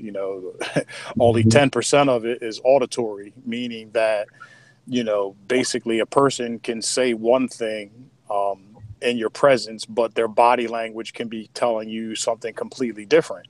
And Exactly. the body language is what's going to tell you what it's really hitting for. So I definitely agree with that. And I think that we should be able, or we should actually perfect that craft as far as identifying people's uncomfortableness when certain things are talked about, and go in for the kill. If that's the case, like in a debate situation, if you see that body language is speaking to you on that level, go for the jugular. That's like with any other thing in life, whether it's a sport or a physical altercation. Once you sense that vulnerability, you're supposed to go in and turn the screws. That's how you get the results. So I definitely agree with that. I agree with everything he said as well, because in life we all have to come to our one truth. There's only one truth in life, that's all truth, but there's also individual truths in life. I don't have to go into scenarios for that to be understood, but I totally agree with what Dre Midas had to say. What Dre Midas said. Mm-hmm. This has been a great build, y'all. I would like to I think all y'all even come through and build it. Even though we was a little off topic of astronomy. But it's all good though. It's all science based. We were building, I think what you realise is that you think you know everything, and then you realise you don't know very much at all. Exactly. I You don't. find personally, I find the more that I know, the less that I know. Because it's like Yes, that's what. Yeah. yeah, it's like as soon as you find out, information that you can, whether it's through deduction or through actual experimentation, once you come across something that you know to be true, it just opens up so many doors. It's kind of like I kind of envision it like a long hallway, and the ultimate truth is at the end of that hallway. But down that hallway, you have about a million doors on the left side and a million doors on the right side. And instead of us being able to walk directly down that hallway, directly to that truth, we have to make all these pit stops and these doors on the left and the right. So instead of you making a beeline right for the truth, you got to kind of zigzag left and right through the BS and experience everything that's within these rooms in order to understand the ultimate truth at the end. And this is one of the things that I find, like, the more knowledge and information that I come across that I find to be pertinent and valid, it actually raises more questions and makes me ponder things on a much deeper level. And I think that's a result of the creation itself and how it's fractalized. And I think that it was purposefully designed in that way by our creator to support that infinite potential. How is that comparative to know thyself? I mean, if how do the panel compare knowing thyself to knowing knowledge itself? I think if you find yourself, I think you have to find yourself first in order to find the knowledge, because like bingo. Yeah, you have. Would I think when you know yourself you as have a to be? person, You have to have you knowledge start looking about at other yourself. stuff. Boy, Yeah, yeah. you hit the You have to, nail Careful, right on careful. the head. Let's be careful. Let's be careful, because you just said, not you, Fat of Jamaican, but everyone else had just agreed that the more knowledge we understand, the more we find out we know nothing. And so my question is, how much do we know ourselves compared to the knowledge that we seek from nature, or the knowledge that we seek from the earth? yeah, that's what I'm saying. Like I think first, really, you have to know your cert. You have to have knowledge of yourself to go out and search knowledge on for anything else. However, on the flip side, sometimes I believe I use that word very loosely, that you have to sometimes have some knowledge of the physical and natural world around you in order to find yourself, in order to become one with that body, if you will, or one with that frequency, or to become on the same accord. Fat of Jamaican, how do you tell the difference between your ego and knowing thyself? I can't. No, I mean, I'm just being honest. That's a good question. I can't, because sometimes when I think that I keep my ego at the door or whatever, it seems to jump back in when I feel like I'm being attacked. So I don't know if that's my ego working, or what was the comparison? You said ego or knowing myself. I don't know if it's myself that's being defensive or if it's my ego being defensive. So It, it's hard to tell, to be honest with you. it's definitely your ego that's being offended, because it's the ego that says, "Oh, hold on, I don't like that comment. He just said X, Y, and Z about you, man. You need to get up on that and say something." So it's not self Mhm. that reacts to the stimuli, if you will. If It's you the know you're it's the right, ego. right? If you know you're right without being egotistical, but you know you're right, you don't have to defend yourself. Nothing. It doesn't matter, because you know what's right. So Thanks. those that defend, that's all through the ego. I agree. Nice. Right. And Yes. just like as far as Pro Freak was saying, I just want to kind of try and touch on it a little bit, like, because to me, I definitely agree with what Jamaican is saying, that you need to know thyself before you can seek any type of knowledge or truth in earnest. Because if you don't know who you are at your core, what makes you tick, what makes you, you can't necessarily view that truth and the capacity that it was meant to be viewed, because you're still disconnected from source.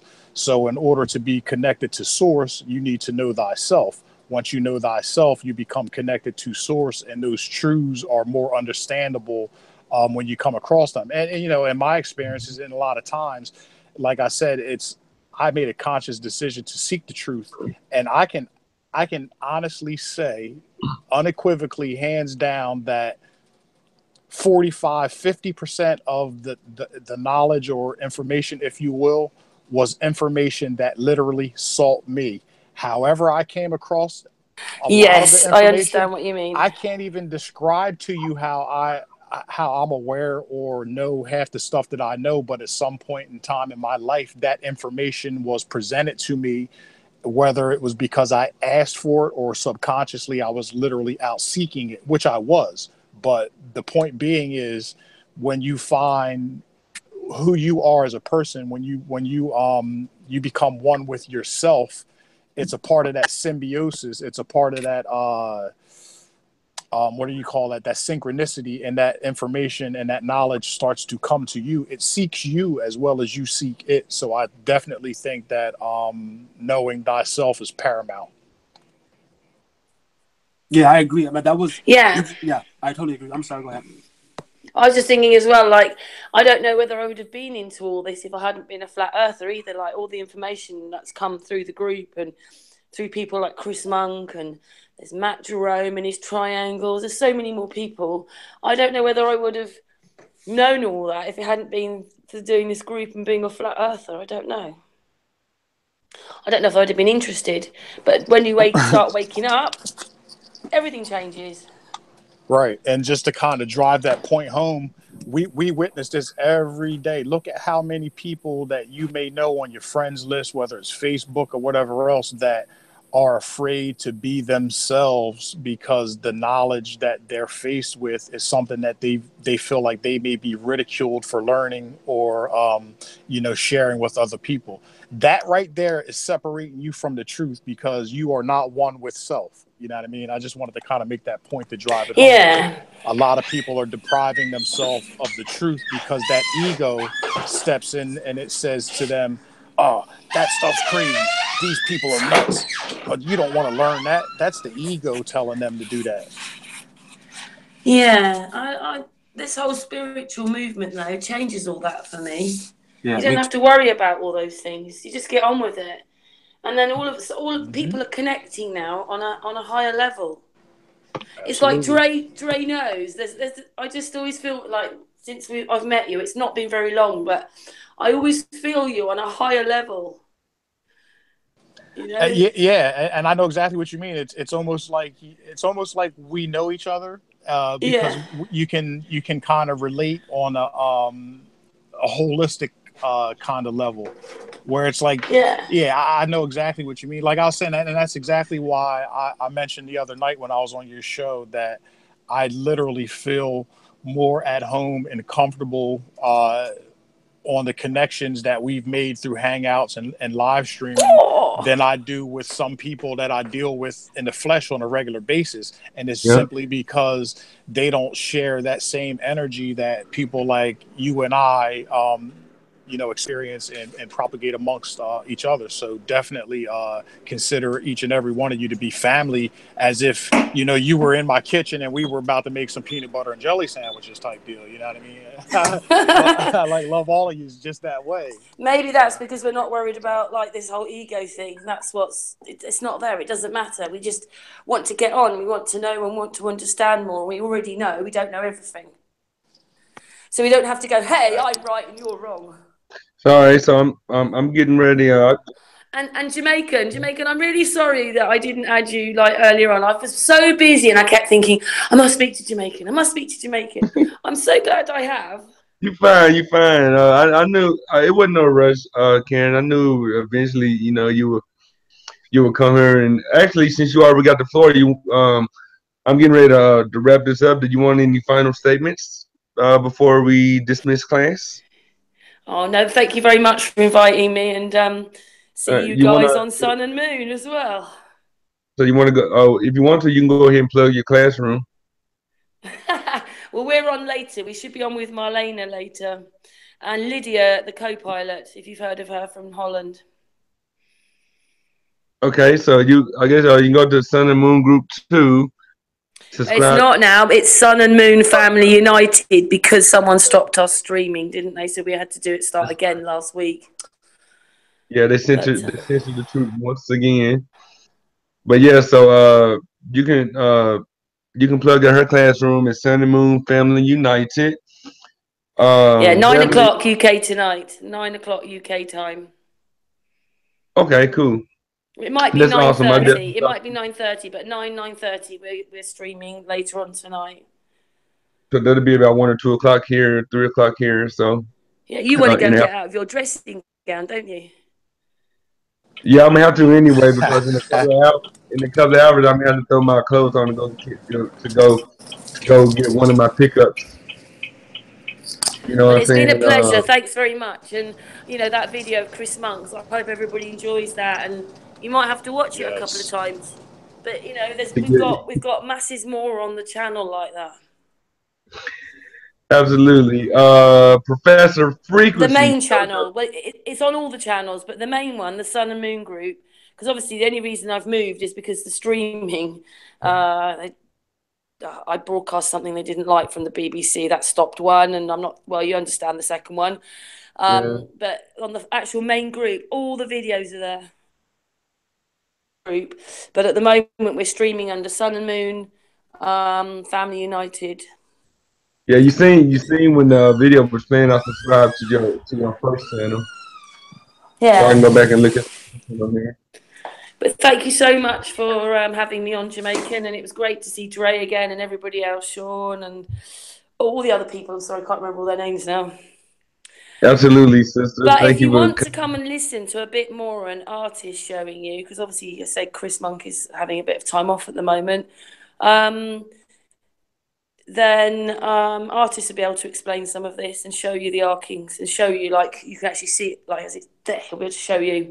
So if you want to do that, maybe he comes on more. He comes on any day, but Sunday is his day because we do ancient structures and things like that. So Metholithic, and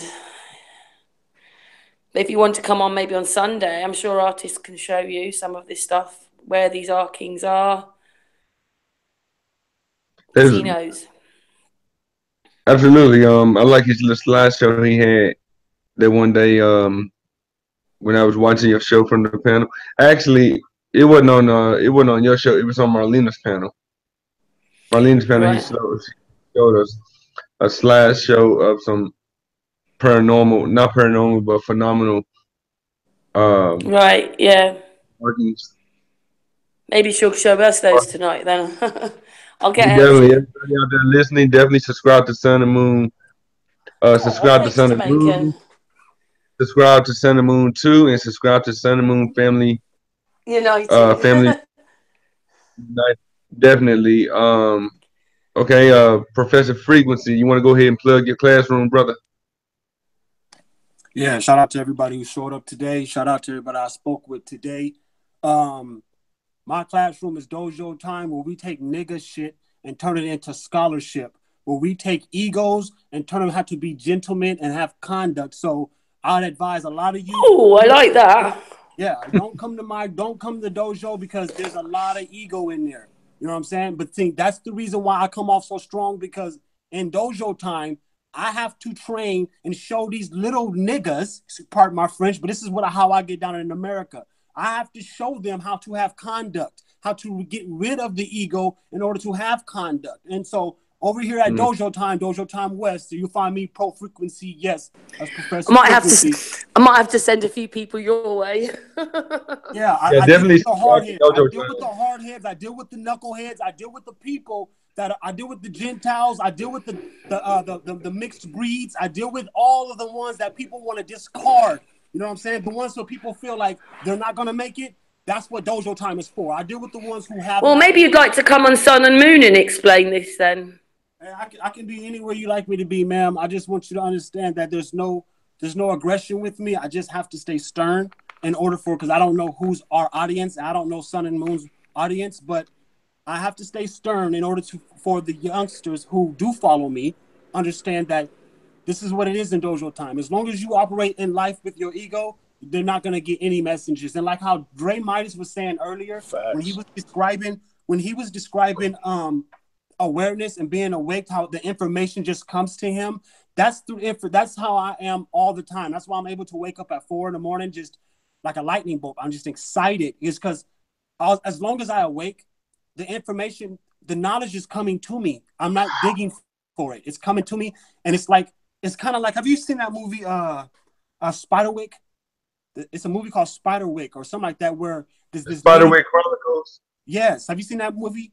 Have you seen how they got the house and they had to put the mushrooms around the house for the trolls not to get in the house, and because it was like a big secret of their grandfathers that come to find out look, I work on my mind is crazy, but my heart is pure.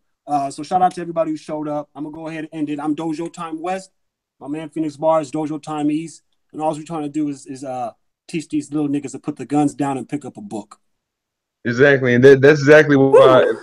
That's exactly why I made my channel. I went from PG to PG-13 because I know sometimes some words when we get real passionate in our teachings and findings, you know, some words might come, some words like shit, fuck, or nigga, whatever might come out. That's all like PG-13. Just like when we hear in the PG-13 movies now, in those movies they starting to say fuck a whole lot more, sometimes 2 or 3 times in PG-13 movies. So, like I said, you know, sometimes, but on the most part, we're just conscious of what we talk, just so we can reach a younger audience. Cause like a Sun and Moon group, her audience is so calm and laid back because most of her moderators have children that actually watch the show with them. You see what I'm saying? So even when I go over there, as hard as it is for me to watch my language, I really try to watch my language when I'm on her panel, when I'm in her chat room. Also, people there want to learn. That's because we're a research group, so they want to learn. Yeah, so that's why I thought about because I remember me and you had a back chat before Pro about reaching the younger audience, and then that was the whole thing. It kept sitting with me, just it kept bothering me, if you will, and I was like, how could I reach a younger audience? How could we bring content to what parents would allow their awakened parents would allow their children to interact with our community? And I thought about it, I'm like, okay, we just try to keep it at a PG-13 level. I mean, we can't. I like to think as well. We're all we can't keep it a rated T level.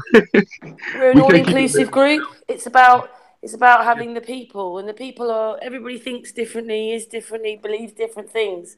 So it's bringing the people with us.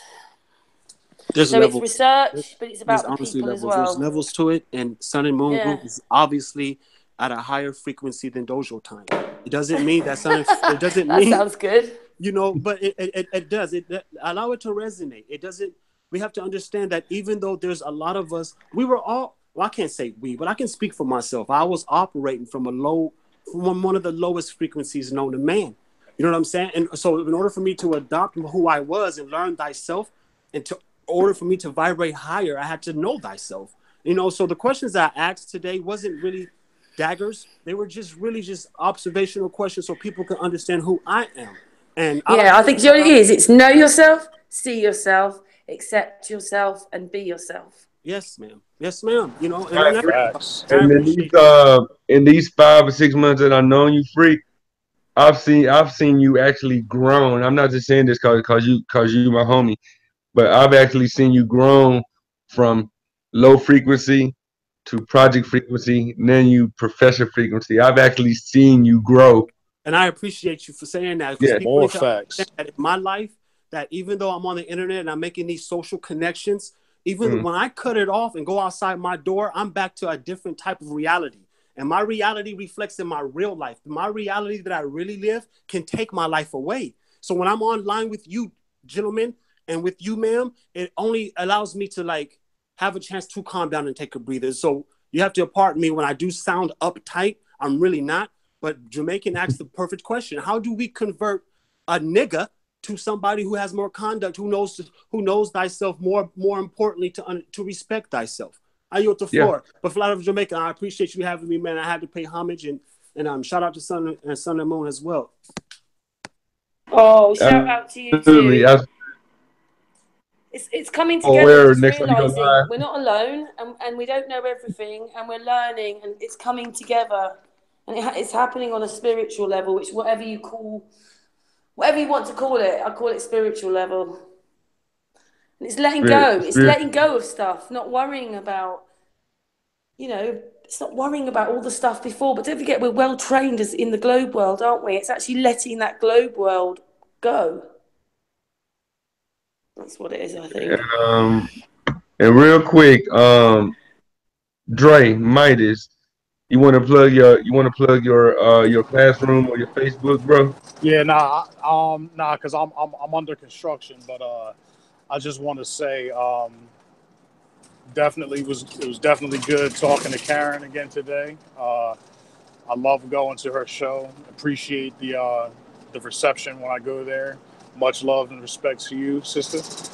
Pro Freak, man, listen, bro, I value your mind. Ain't nothing wrong with your mind. I don't care how it operates because I'm the type of person that the words don't really mean much to me. I can see through whether you choose to use a cuss word or not. That don't mean nothing to me. And I think people need to take that and understand that you need to look past a word that you might not look and understand what this man is bringing to the table.